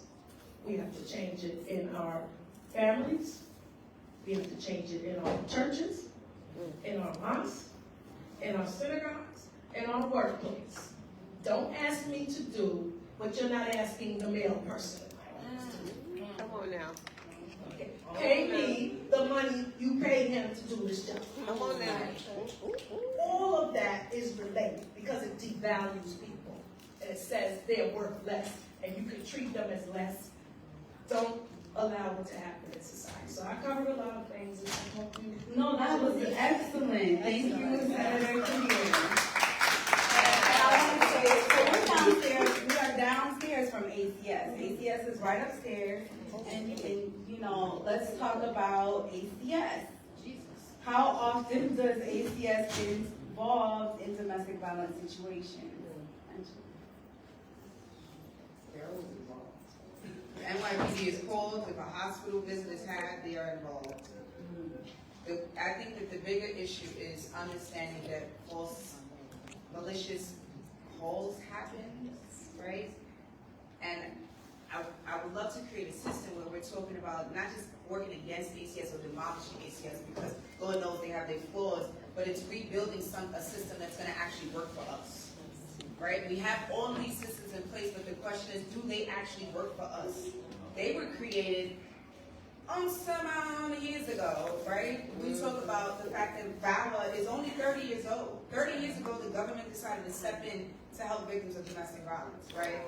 These systems were already created before that. So do we believe that the system was created to actually assist or help children of victims of domestic violence? Absolutely not. But they have to be created, they have to be recreated, they have to be rebuilt with survivors of domestic violence leading this conversation so that you can understand how is it that they can help. A lot of people don't know pretty much what ACS actually can do and what they can assist with. And if ACS, I'm here to say if ACS is knocking on your door, not saying don't take it as a bad thing because we are offended. We were raised to be offended when ACS comes to our home. However, they do have the resources. They can get you beds. They can get you furniture. They can help you with clothing. These are the resources that they actually have, but a lot of survivors don't know that they can do that because that is not what they come to your household telling you that they can do. See, in Sisters in Purple, we have amazing advocates that work with ACS, work sometimes against ACS, but we're working in the vision of what a survivor needs. That is all we care about. I don't care about your systems. I don't care about your organizations. If you are not helping victims of domestic violence, you are in my way. Because my job is to put me out of a job. My job is to put every domestic violence organization out so that we no longer have to combat this. I don't want to keep fighting domestic violence 30, 40, 50 years from now. I'm one of the youngest executive directors of a domestic violence organization in this city. It did not take me a very long time to realize, okay, this is something I have to fight for. I sit next to multiple handfuls of organizations that come together and we created an ecosystem of how to combat domestic violence. Yesterday, we sat at the steps of City Hall. When I tell y'all, we painted those steps purple. Shout out to our brother from Connect, Quentin, who got those men to understand their position in this fight. We cannot do this by ourselves. We cannot combat these systems that were created before VAWA was even in place by ourselves. We can't keep screaming from different parts of the city. We have to come together. Our voices are louder together. This system is not going to listen to one organization. This system is not going to listen to one district leader. This system is not going to listen to one city council member, one state assembly member. We have to come in bulks. There's no way of going around that. So how do we bring everyone, because we got everybody here together. And We take the egos out of it. We take, hold on, I'm not finished. We take the egos out of it. We remember what is our why. Most of domestic violence organizations are started by victims of domestic violence. They are started by people who believe that something wrong happened and no one was able to help them. This is how domestic violence organizations were created. If we get back to that why do you want to sit with men and fight with them and help them understand to emotionally regulate themselves so that they don't end up in jail, they don't end up being shot, they don't end up gun violence victims or people that are perpetrating gun violence, right? Why is that? You remember that why, and you feed off of that why. And when you are able to do that, when you're able to put everything else to the side and be like, I need to come sit with my sisters. I need to come sit with my brothers. We had over 4 or 5 gun violence organizations, grown men sitting with us at the City Hall in purple. Because they knew their position. They understood their why. They remembered their why. They're hungry to change their community. And when we continue to feed into our community and we help educate and teach people, why are you doing this? And as you were talking, I was remembering CWAP. You know, if you don't know your rights, and you have to know your rights as a parent, you are opening yourself up to a lot of damages. And it could last years. So we got to be proactive about that. And Danielle, how can we be more proactive about knowing our rights as parents? Do we need to teach it in the schools? What do we need to do? Well, that's something that I've worked with many of my colleagues in the party, in terms of just educating our community members on how to navigate the legal process. Senator Claire's office has attended our forums. She's participated in them and screening candidates for civil court who end up assigned to family court and assigned to criminal court who deal with these types of cases. And it's important for a lot of people don't understand that district leaders nominate candidates for judge. How many people knew that until I mentioned that? Okay, y'all know because y'all are well informed. But the regular members in the community, and I say regular meaning they're not following this stuff on a day-to-day basis, they have no idea. But so many people, when I ran, and I told them this is a core function of what district leaders do, it's not just about political parties and rallies. This is what we do, because if we nominate you, you're going to get the position. Everybody sign. Brothers were having their Sunday, having their sip on Sunday. You know how we do in the community. We enjoy ourselves on our weekend. They paused that to make sure they signed that petition or hear what I had to say. So the thirst for the knowledge is there. The problem is, as you mentioned, the egos. It's not just the egos. It's maintaining the momentum. See, we'll have this forum today. We'll have this discussion. We'll all be fired up. We'll have our call to action. Next Saturday. Is everybody's energy going to still be that same way? It better be. Well, that sounds good. It better be. It sounds good. But We got legislators in the House. Yes, but one of the great ones in the state. But we need more Cordell players in the state legislature. And she deserves a round of applause. And the U.S. Senate, by the way. The U.S. Senate, I'll pass this over to you. Yeah, no, you're absolutely correct. And you know what I've learned? Tenant Association, I've been part of Locker Association, PTA. I was even on the school boards, if anybody remembers those CCs. Whatever there was to be on, I was on it. And what I recognized to what you just said, what you support. Everybody, you want to see the same people. True. Basically. Yeah. That same 5 or 6 years. What I learned is that through organizing, you don't need everybody. Yeah. But I need you in the room sometime. Okay. So when this young lady is down on at City Hall, maybe that's your day. You need to be with her. When William was doing his forum, that's your day. You need to be there on that day. When you're doing things at the BOE, you need to. When Stephanie's doing the Brides March, you need to be there on that day. You might not be there on every day, but be there. Be there in some kind of way. Make it your business, because you know we got a lot of problems. There's layers to this. There's layers to this. So there's a meeting for every night, Every hour of the day, I've been to 3 already today. This is Saturday. Okay? So there's always a reason. So I'm not going to beat up too much on people not being there. And I'm also going to say that one person can be there, but you got to have that voice in the room. That voice has to be at the table. For me to be able to explain to my 61 colleagues why we can't respond to anonymous ACS complaints the way we do. If it has to be done in anonymity, then how important is it to you?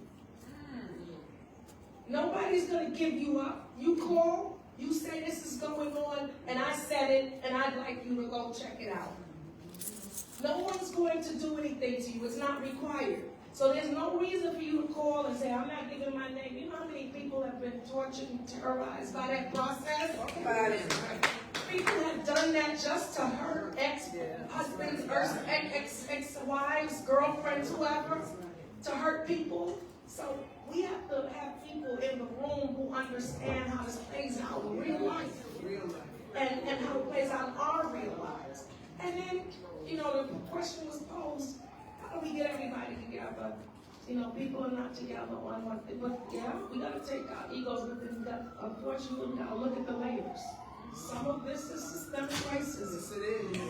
Yes, it is. It is used to harm us. Yes, it is. Okay? I remember, again, many years ago, in the ACS fight, I had a family not too far from here.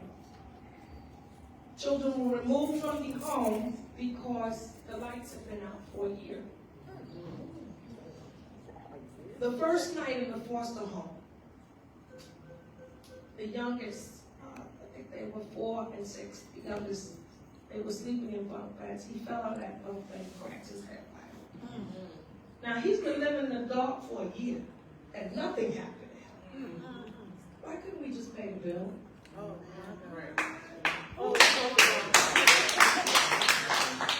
It takes someone thinking like that in that system to say, these children are not harmed, they're fed.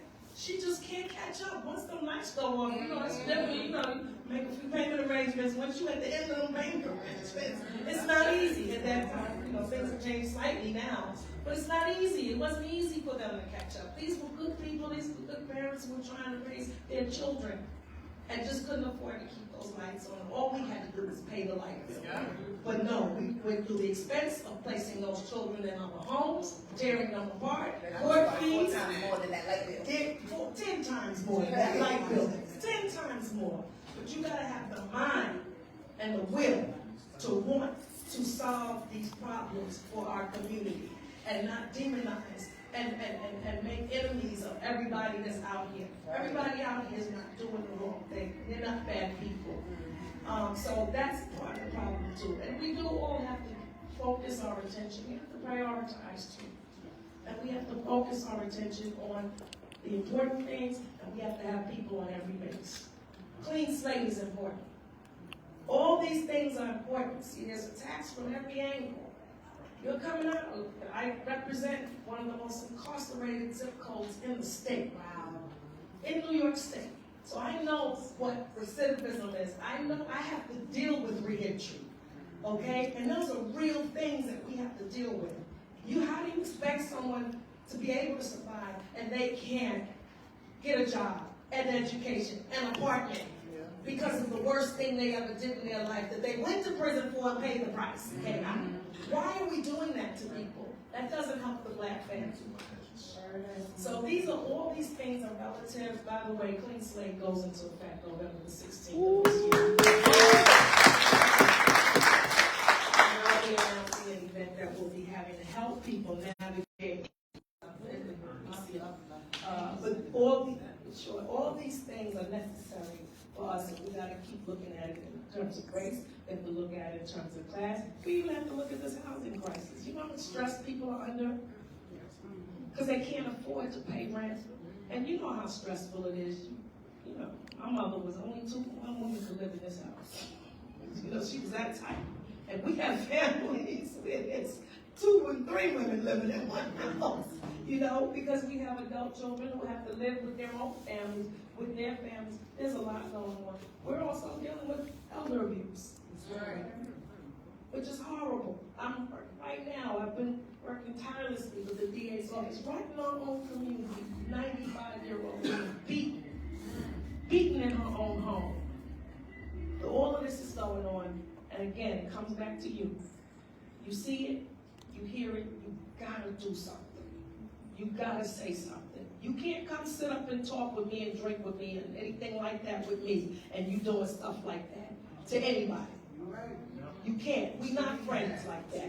We not. Now, I'll get you some help. I'll walk you. I'll take you.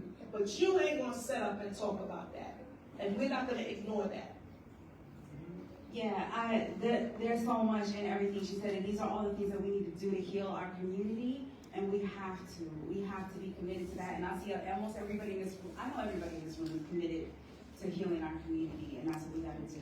Yes. I wanted to speak to the question on the victim blaming.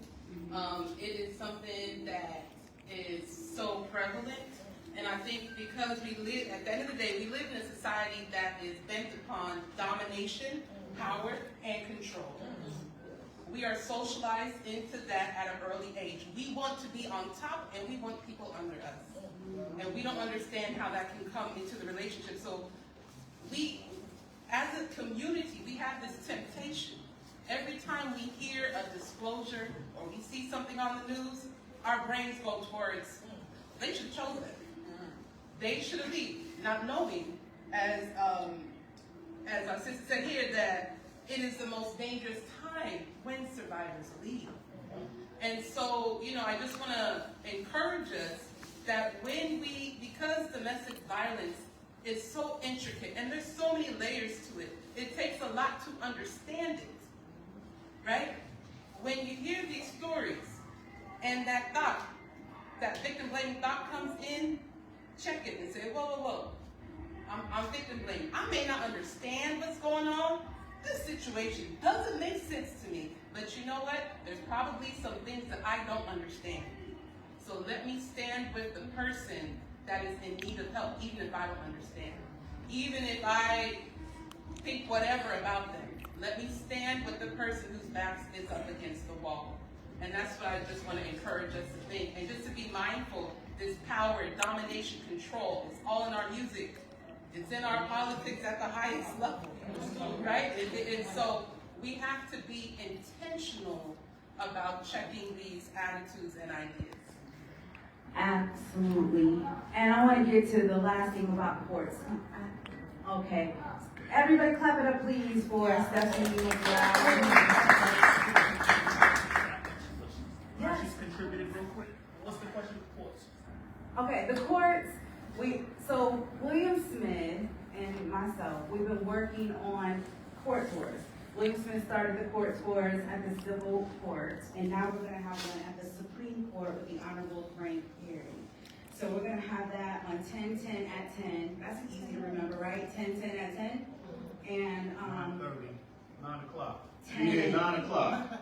9 o'clock. Court open. You were here early. 10. Tell them 10 is going to be 11. But the point is that our judges have our lives in their hands. When we go before them, our lives are in their hands. And many times we don't know who these judges are. We don't know who we're putting on the bench. And we need to make sure that we do, because we want to make sure that there's justice in the situations that are happening. So I'm going to hand the mic over to Ms. McGraw. So on behalf of WARM, Stephanie McGraw represented the organization on something called the Judicial Screening Panel. For a particular, so within the judicial system, we have municipal court districts, and then we have countywide civil court judges. In a particular district, the 6th district, which covers parts of East Harlem and the Upper East Side, there was a vacancy. Stephanie served on the screening panel to screen candidates for the judgeships. She's going to tell you about her experience participating in that process. And before, I'll let her say that. Okay, I have to go. Yeah, thank you so much. I'm just so honored that God has given me an opportunity to use my life as a classroom. And not only that I get to make effective change. And I'm going to tell you, I was the only black woman in there, and I ripped them candidates apart. I was not coming in there like, well, I went to Harvard, and this is what we like to see. I went to the University on 125th Street, School of Hard Knocks, 120, right? Exactly. So my angle and how I approached them judges was so serious, and none of them looked like me. Okay? And I know the issues. I know our family court, so we have battled with so many mothers in family court, so we know what happens with women. So for me, it was personal to go sit on that panel and pick them judges. And I picked somebody that had that passion, that had that understanding, that had some lived experience. Yeah, and those are the ones we put, but it was such a powerful experience to say that we know who we put on those seats. We know where they come from, because a lot of times, you know, you walk into these courtrooms and some of these judges that are on these benches are absolutely so far removed that they have no understanding of the culture, of the background, of the living conditions, of the history of black and brown people, you know, and the trauma of 400 years of slavery, absolutely removed. And again, like I've heard, the systems are put in place that cripple us. And you can't beat the system because it doesn't have a heartbeat.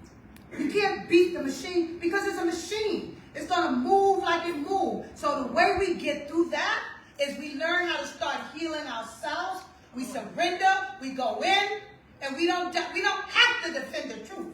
We go in and we stand our grounds, and this is what we teach our women when we are going in with them. But we go with them, right? But I have to know, I am having Reclaim Your Power. It's a powerful tool that we are doing to help women heal from domestic violence.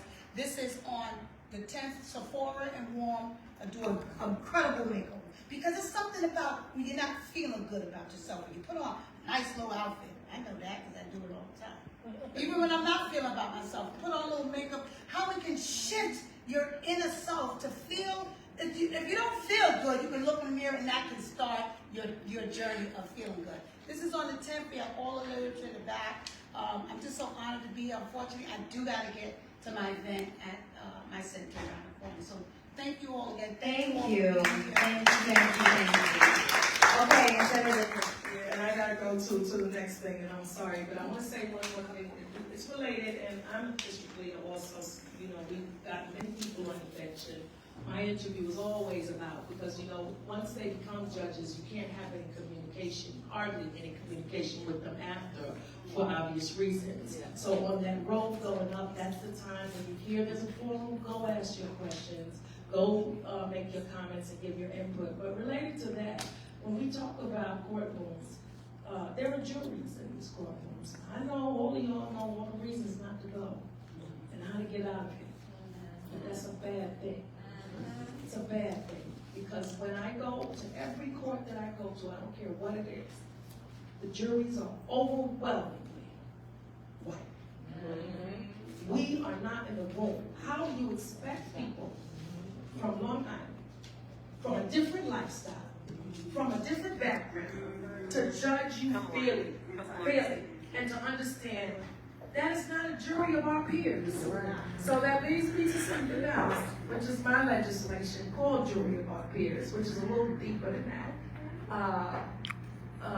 And thanks be to God, we got it passed. I got a bill passed in the Senate and the Assembly this year. It is currently waiting and it relates to a specific part of the population because of those who are formerly incarcerated.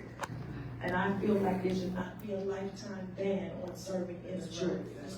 You should be. If you've served your time, I believe in this. If you served your time and you paid your debt, all your rights should be restored when you come back to society. And why is it important to me? People who have been through that whole process, who have been through incarceration, you know, people say, oh, well, they're not going to be fair. How dare you? They'll be more fair than some of the people who have never been through the process. Once they've come through that system, they know, and just because you are eligible to sit on the jury doesn't mean you will be picked for a jury. If there is an issue, then you won't be, but you should be able to be eligible. You should go down there. You know what that cost me? Again, I said earlier, I have one of the most incarcerated zip codes in the state. 39,000 people that can't sit on a jury. that hurts all of you. That's right. Because when you go down, you're not being looked at by people who are your peers. So it's very important that we serve on those juries. I hope the governor signs my bill, but y'all know what's on y'all. We got her much number. We can call her. Some of y'all gonna see her tonight. So when you talking to her, you tell her to sign jury of our peers is what we call it. Jury of our peers. And in addition to that, on our end, always what we can do, show up for them at jury selection when they call you. Show up. Someone else is depending on you to be there in that room. These are attorneys. These are DAs and ADAs. These are clerks, judges that don't know anything about your life. When you go in a courtroom, they know each other. Hey, Fred, how are you? How are the kids? Going to golf next week? You think your lawyer's working for them? Okay? They relate socially. They know each other. Right? We got to get in that circle, and we got to be in this for real. And I got to go. So Thank you. I just want to say, I want to fully, any way that we can further support you, Senator, with that piece of legislation. When we talk about momentum, that's one of the key things. So when we had another piece of legislation, you remember on the call, the county party talked about it. Let's make sure that that's on the agenda to talk about that legislation. Hopefully the governor signs it before then, but if not, we'll be on top of this. She was at our shop just talking about how she's for it, so. Okay, well, let's push the one next week. All right, excellent. And I want to know if anybody has anything last to say. I had a trillion of questions, but last statement. My last statement to everyone is, it is imperative during this presidential election that everybody vote. Whether you're for the Democrats, Republicans, Independent, Working Family Party, whatever party you are a member of, it is important that you vote. Even if you don't like either candidate, write your name in. Or write a person that you like in, because then you still exercise your right to vote. Remember how important that is, and it all trickles down. It's important in the federal level, because the federal level gets us the funding on the state and local level. So you have to vote in every single election. And as we mentioned, in terms of the judicial candidates, you're going to see their names in the ballot in November. We will work on getting you their background. We've done forms, we'll send you the recordings. Look through their names and study them, so that way when you see it, you're like, oh, I've read about this person's name. One of the candidates on the, we have several candidates on the ballot right now. 3 of them will be assigned to family court because of the legislation that the governor signed to expand the number of seats. But I was mentioning to the senator, she was on that call with the county party, there was a reluctance in getting that bill signed. And the Democratic Party in Manhattan had to push, among other advocates for that legislation, have an impact. But we need your help. We can't just have this forum. When you hear about forums, you hear about town hall opportunities to screen candidates for elected office, whatever role it may be, show up. Come prepared. And make sure that you know that your voice is heard and that you can have an impact. And thank you to all of you for all that you do. Thank you, Ms. Moss, for all that you do. Many blessings to everybody. Final words, final statements, closing statements. I'm thinking about Al Pacino and go ahead. All right, so I just want to encourage, people doing amazing work here, a lot of events going on, to keep the momentum going. You may not be able to attend every event, but the work gets done outside of the events as well. All right, so that's supporting the survivors that are in your families, that are in your community, expanding your education and understanding of domestic violence. So, it's that in-between time, keep doing the work, keep addressing things like attitudes of patriarchy, sexism in our community, challenging it. Challenging our temptation to blame victims, challenging our addiction to power and control, and being the boss over other people.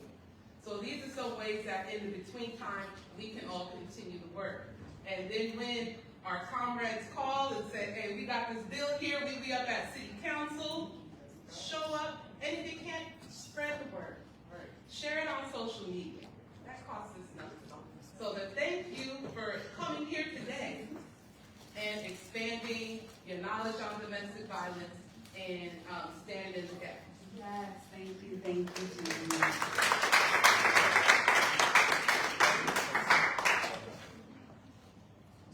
just giving my sentiments to what everyone else said on their closing remarks. But first of all, I want to thank Tamara for the invitation that we do work together. Just 2 points that I want to make is, we can sit here and we have these conversations, which is valuable, but when we don't go out, right after we leave here and continue to work, this means nothing. So for all of us, I challenge all of us to continue to do work. The last thing I want to just leave you guys with a goal. When we stop fighting for each other, we stop fighting for all humanity. So let's continue to fight, let's continue to show up, and let's continue to do something that we lost a little sight of sharing and communicating love within our communities. Thank you.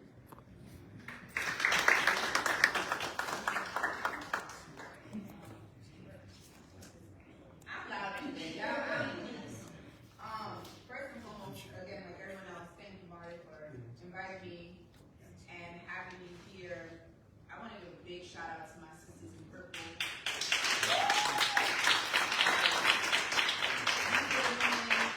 That answer those calls. Domestic violence is very unpredictable.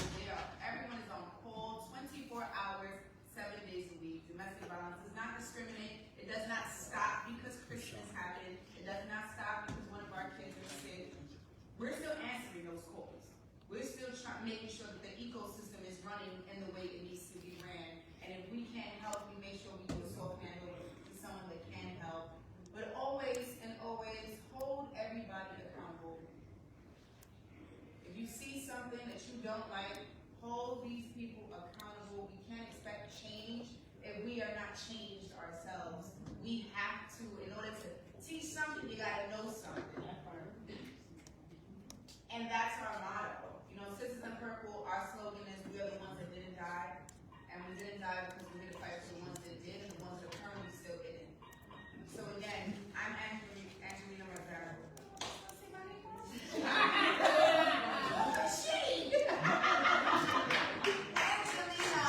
Rosado. And thank you guys for taking the time.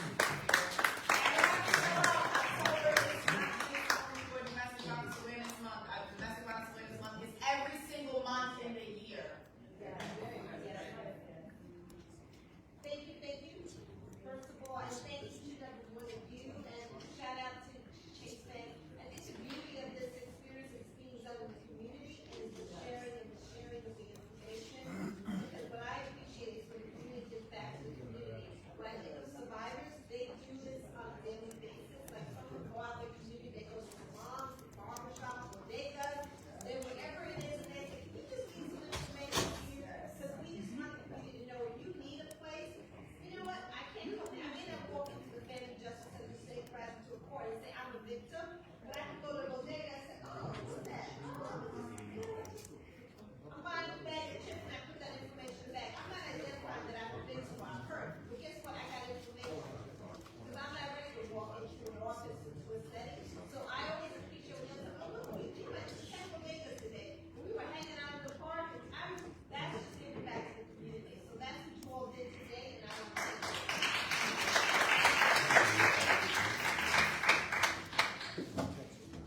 Thank you all for coming. Erica from Sisters Who Wear Purple. Hi, how are you all this morning? So I just wanted to give some remarks that Keisha Sutton forgot to mention before she left. And so it was part of the work that she was doing with Alvin Bragg when she was working with him to be elected, right? She was working with him to get into that office. And part of what she did was she really wanted to look at domestic violence and other violent crimes in this city. She asked a panel of some women to come together, and I have an organization called Gotta Stop, but I'm also the co-founder of Sisters in Purple. And she wanted us to look at some of the legislation, some of the processes, the policies, the practices. Came together and we gave some recommendations to Alvin Bragg. This is before he got elected. But what happened afterwards is that she wants to let you know that there's counseling services for DV. Now, they've always had counseling services there, but they really expanded it to all violent crimes, gun violence, hate crimes, etc. She also said you don't have to have a case to get the services. It's very important. You do not have to have a case to get the services. And if you do have a case, regardless of the outcome, conviction or acquittal, you're still eligible for the counseling. Also, bottom line, if you're experiencing trauma in particular, DV, you are eligible. Okay? And then they have their Harlem office at the state office building. It's really, really important that you understand that part of the change that happened in making this broader and wider is that there was a community of people that came together to talk about what's happening. The ecosystem of domestic violence, ecosystem of hate crimes, right? So I'm a survivor of domestic violence, but I also went through the process of actually putting someone in jail, and that is a process. And I didn't want to put the person in jail, but that's what the DA does, right? They see it as a violent crime. They saw it as aggravated assault in the 3rd degree, unlawful imprisonment in my home, right? But these are processes, and because I went through that experience, we were able to go and use that to say, how do we make the changes? But this new system of everybody's eligible for counseling, no matter what, is really important. And then really dealing with the word trauma. Really understanding the trauma is systemic, right? The trauma, just even as activists, what we face, that when you do this work based on the fact that you're survivor-led or you or part of the experience, there's still work you have to do. They talk about being a dry alcoholic, a dry addict. You didn't go to any meetings. You just, I'm not going to drink anymore. And that's really, really great. You can do that for 20, 30, 40 years. But then you really don't. You're just a dry addict. And a lot of times some people are dry survivors.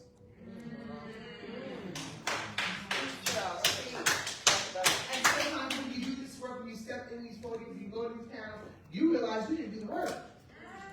Because the work, like I started my company right with words, not because of, but as Senator Cruz said, the words were about me. It resonates to me. It's a conversation I have with myself every day. So it's not a movement, it's a lifestyle, right? And so when you extend it to your trauma and then say, now I'm going to come and band together with a bunch of people who want to be advocates, we still got to go back to not only our why, right? But also, what have I learned? Where have I grown? When does my speech change? Because sometimes, you say the same story, but there's something else that comes out of that story based on your growth. So it's no longer about the bitterness or the anger. It's about the healing. How do we get there?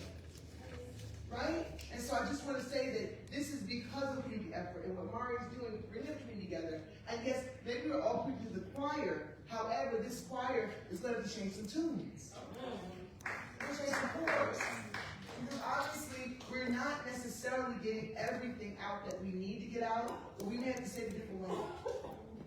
We just may have to look at ourselves and say, how can we do this better? How can we really reach people? And that's what I wanted to share. Yeah, does anyone have anything to say, any questions? Because Rocky's going to start. For those of you who want to stay for the financial empowerment piece, which is the most important part of this. Good afternoon, everybody. I just want to add to everything that was just said, that so this week is Mental Illness Awareness Week. And so we can't talk about domestic violence without not talking about mental health.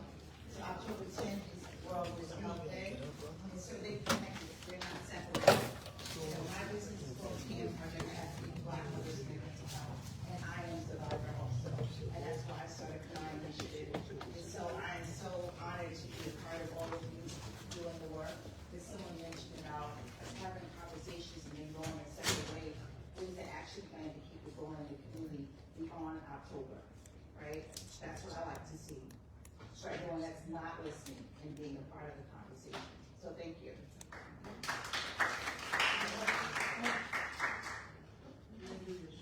I just want to say thank you, Maury, for doing an excellent job of keeping the community informed, and I'm glad to be a part of this forum. And also, I just want to say to everybody, our motto is each one, reach one, and teach one. For the information that we received today, we need to take it out to the community and share it. So thank you. Thank you. You had something to say earlier. Okay. Well, first and foremost, thank you so much for having this forum. The comment that I wanted to make a little bit earlier, but I think I've learned a lot from the panelists, is that I'm beginning to see, prayerfully, I've never been a victim of domestic violence directly, but indirectly, I don't tolerate it, period. I just want to say I'm beginning to absorb some of the things that the panelists were saying. I'm thinking that the perpetrators of domestic violence seem to be, not all, but have in and of themselves, so that there might be an issue of emotional and mental illness in their own situations that need to be addressed, as well as incarceration and prosecution. So maybe that's something that needs to be thought about as well.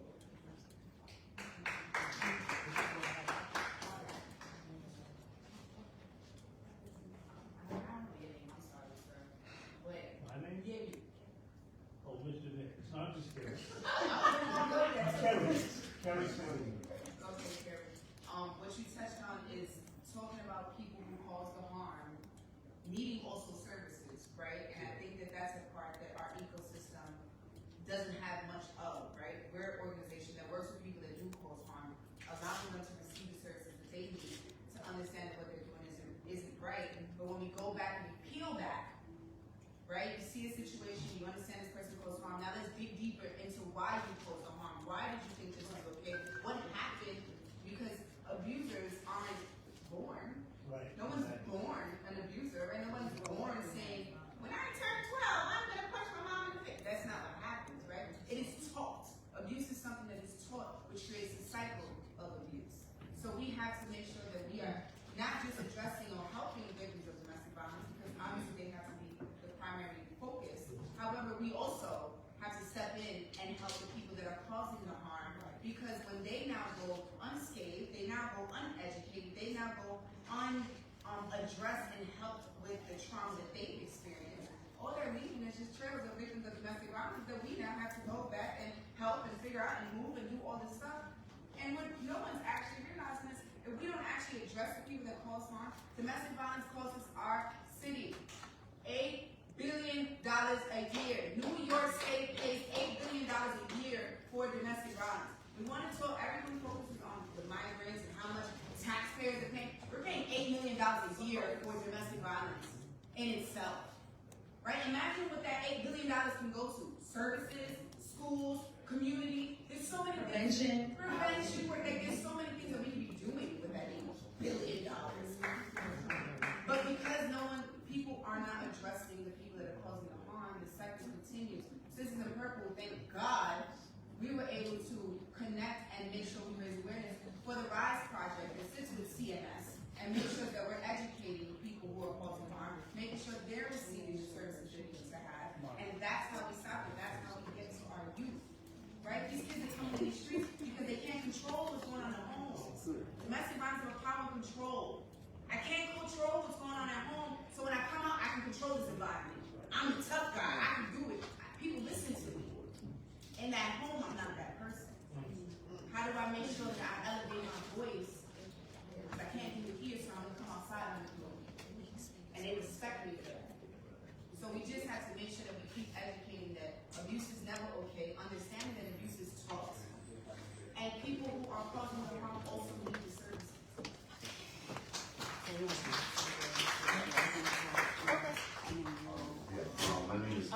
We're already out of time, so I'm just gonna invite them to.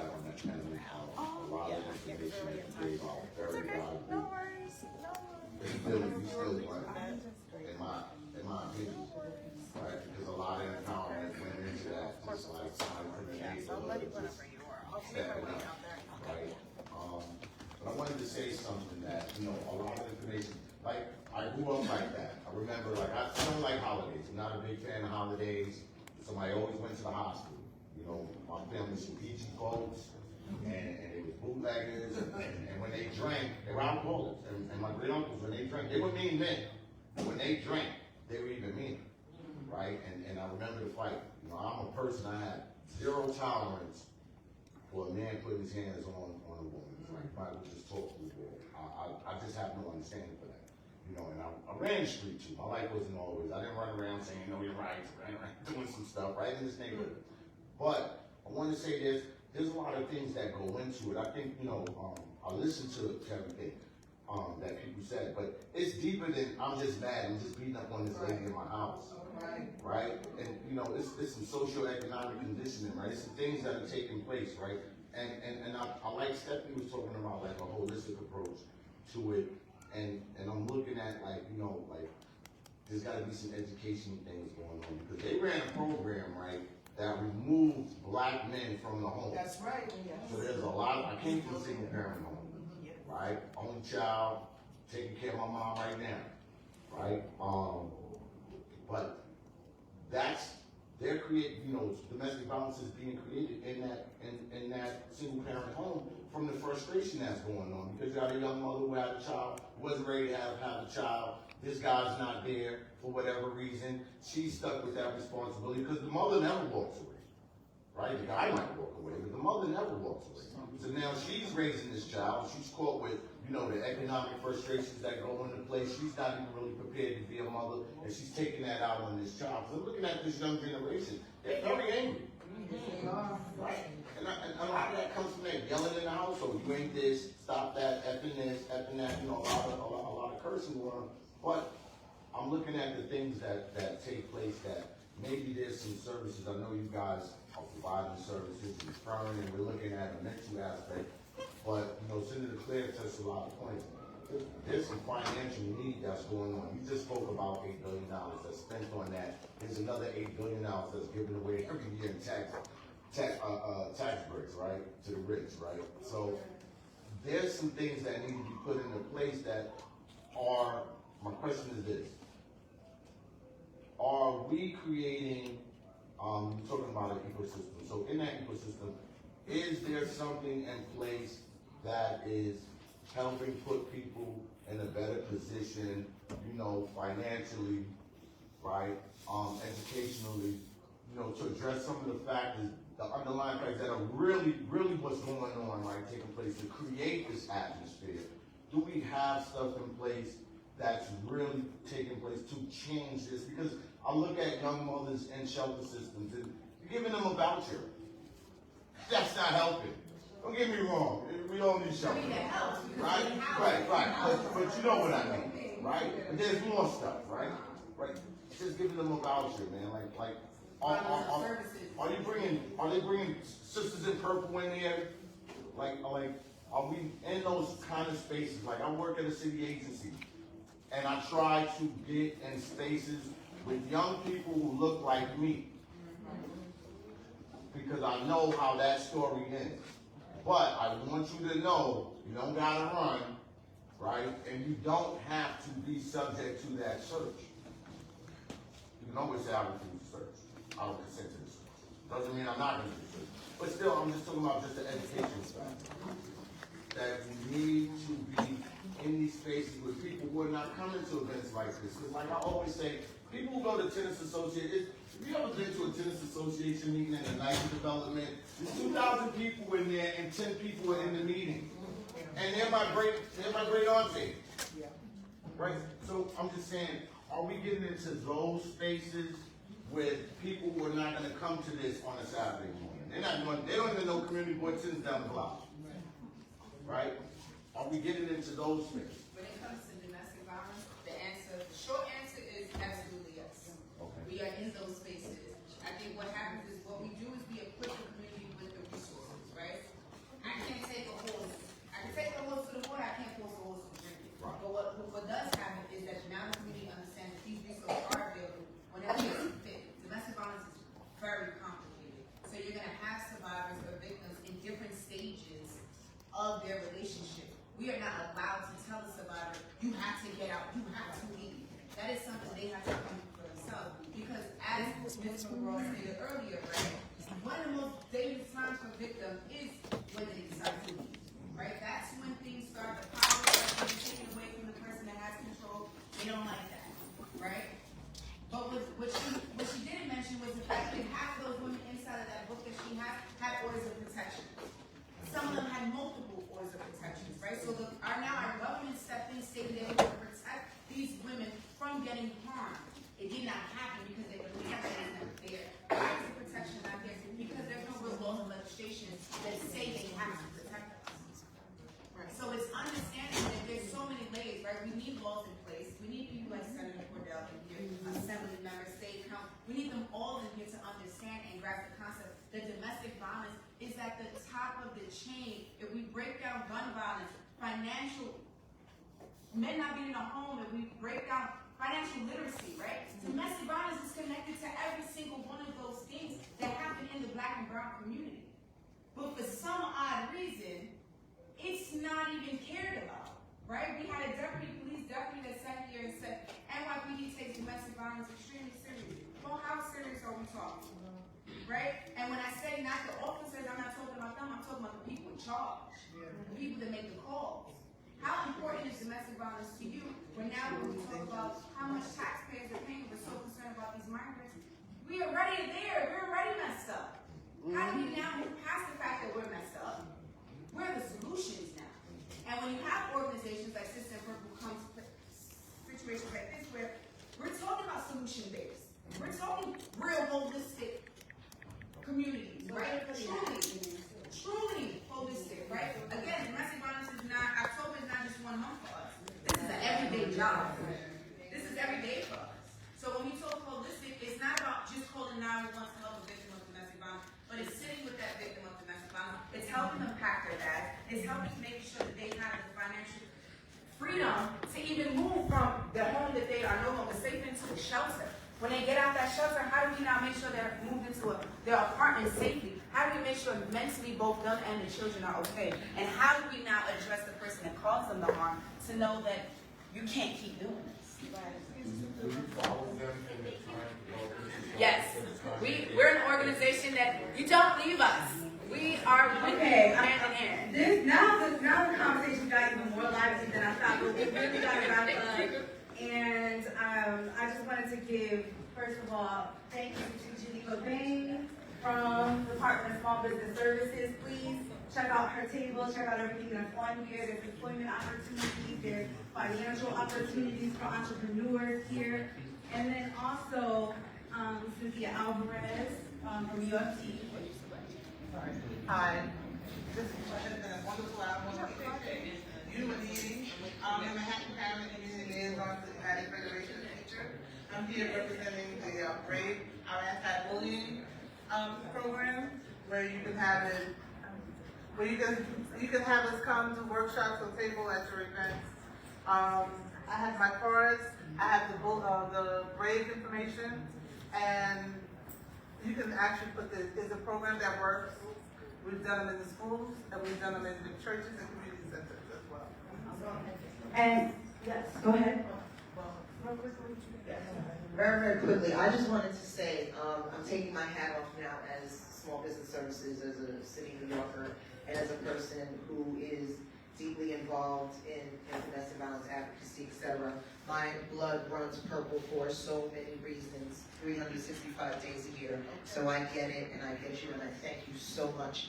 What I want everybody to walk away from this saying is that you saw all these different people on different panels from different places, but we have to stop siloing our services. We have to stop siloing our understanding of what this is. Everybody has said it in a different way, so I'm hoping I can bring it home by saying all of it is not in a vacuum. It all is interconnected.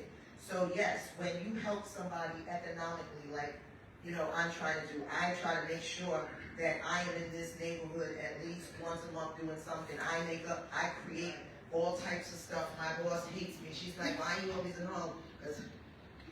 Anyways, we won't go into that. But what I'm saying is that economic empowerment is a really, really strong way, whether it is jobs or, more importantly, getting your own business, putting it on the ground. That kind of equity, both financially as well as emotionally, is helpful. So as much as possible, please come to me. Let us talk about ways that we can start empowering both the victims, the victors, the aggressors, etc. So if we make our own Black Wall Street, hopefully it won't happen the way it did 100 years ago, but let's do that. Let's start creating some solutions, because we are preaching to the choir, but like Sister said, the job of the choir is to then go out and proselytize to everybody else. So let's be real about it. Let's do what we are called to do. That's what our spirit is telling us. Let's not fall short. Okay. And we love our jewels. Thank you to my Abyssinian sister, Adrian Thomas, for the jewels for all the ladies that came today, unless you ladies and gentlemen want to give a gift to your love. Okay. There's so much I could say, but I'm going to say some things that these are facts that you should know. Sometimes judges are appointed. Sometimes when they should be elected, they're not elected. Often you will have at least 1 or 2 black people on a jury, and that's enough to have a mistrial or a hung jury. But often, if 1 or 2 black jurors have a conviction of acquittal, they will allow the majority of whites to overpower them, and they will vote for guilty. Sometimes such black jurors will be consumed with power and will vote to condemn. Little boys, male babies, men are victims of domestic violence too. Yes, they are. Thank you, Julius Haji. And on that note, thank you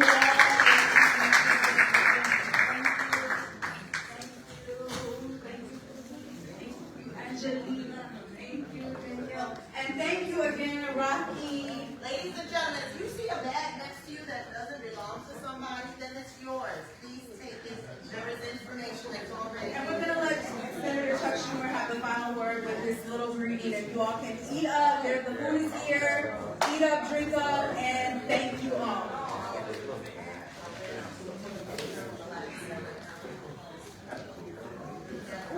Oh, I'm sorry. Oh my God, I'm still sorry.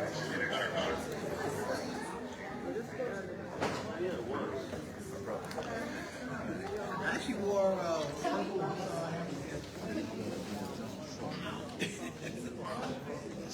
some shit was still yeah. He said you have to vote.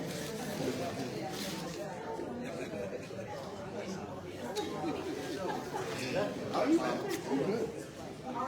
You know, yeah, that you were so bad. Really? I said,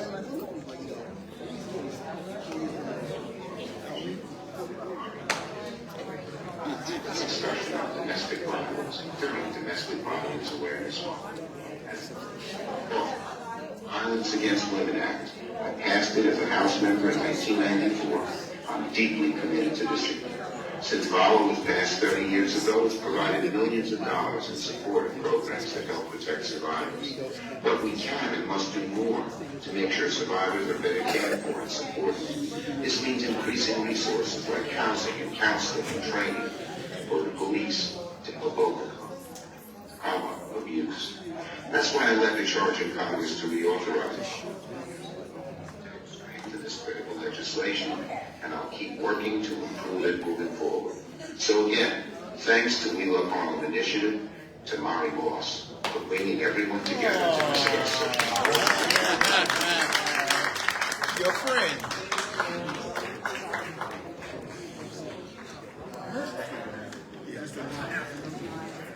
That's it.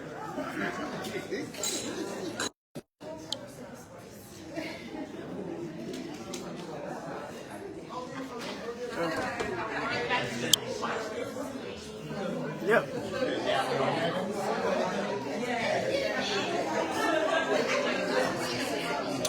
Here. More resources here. Warm NYC.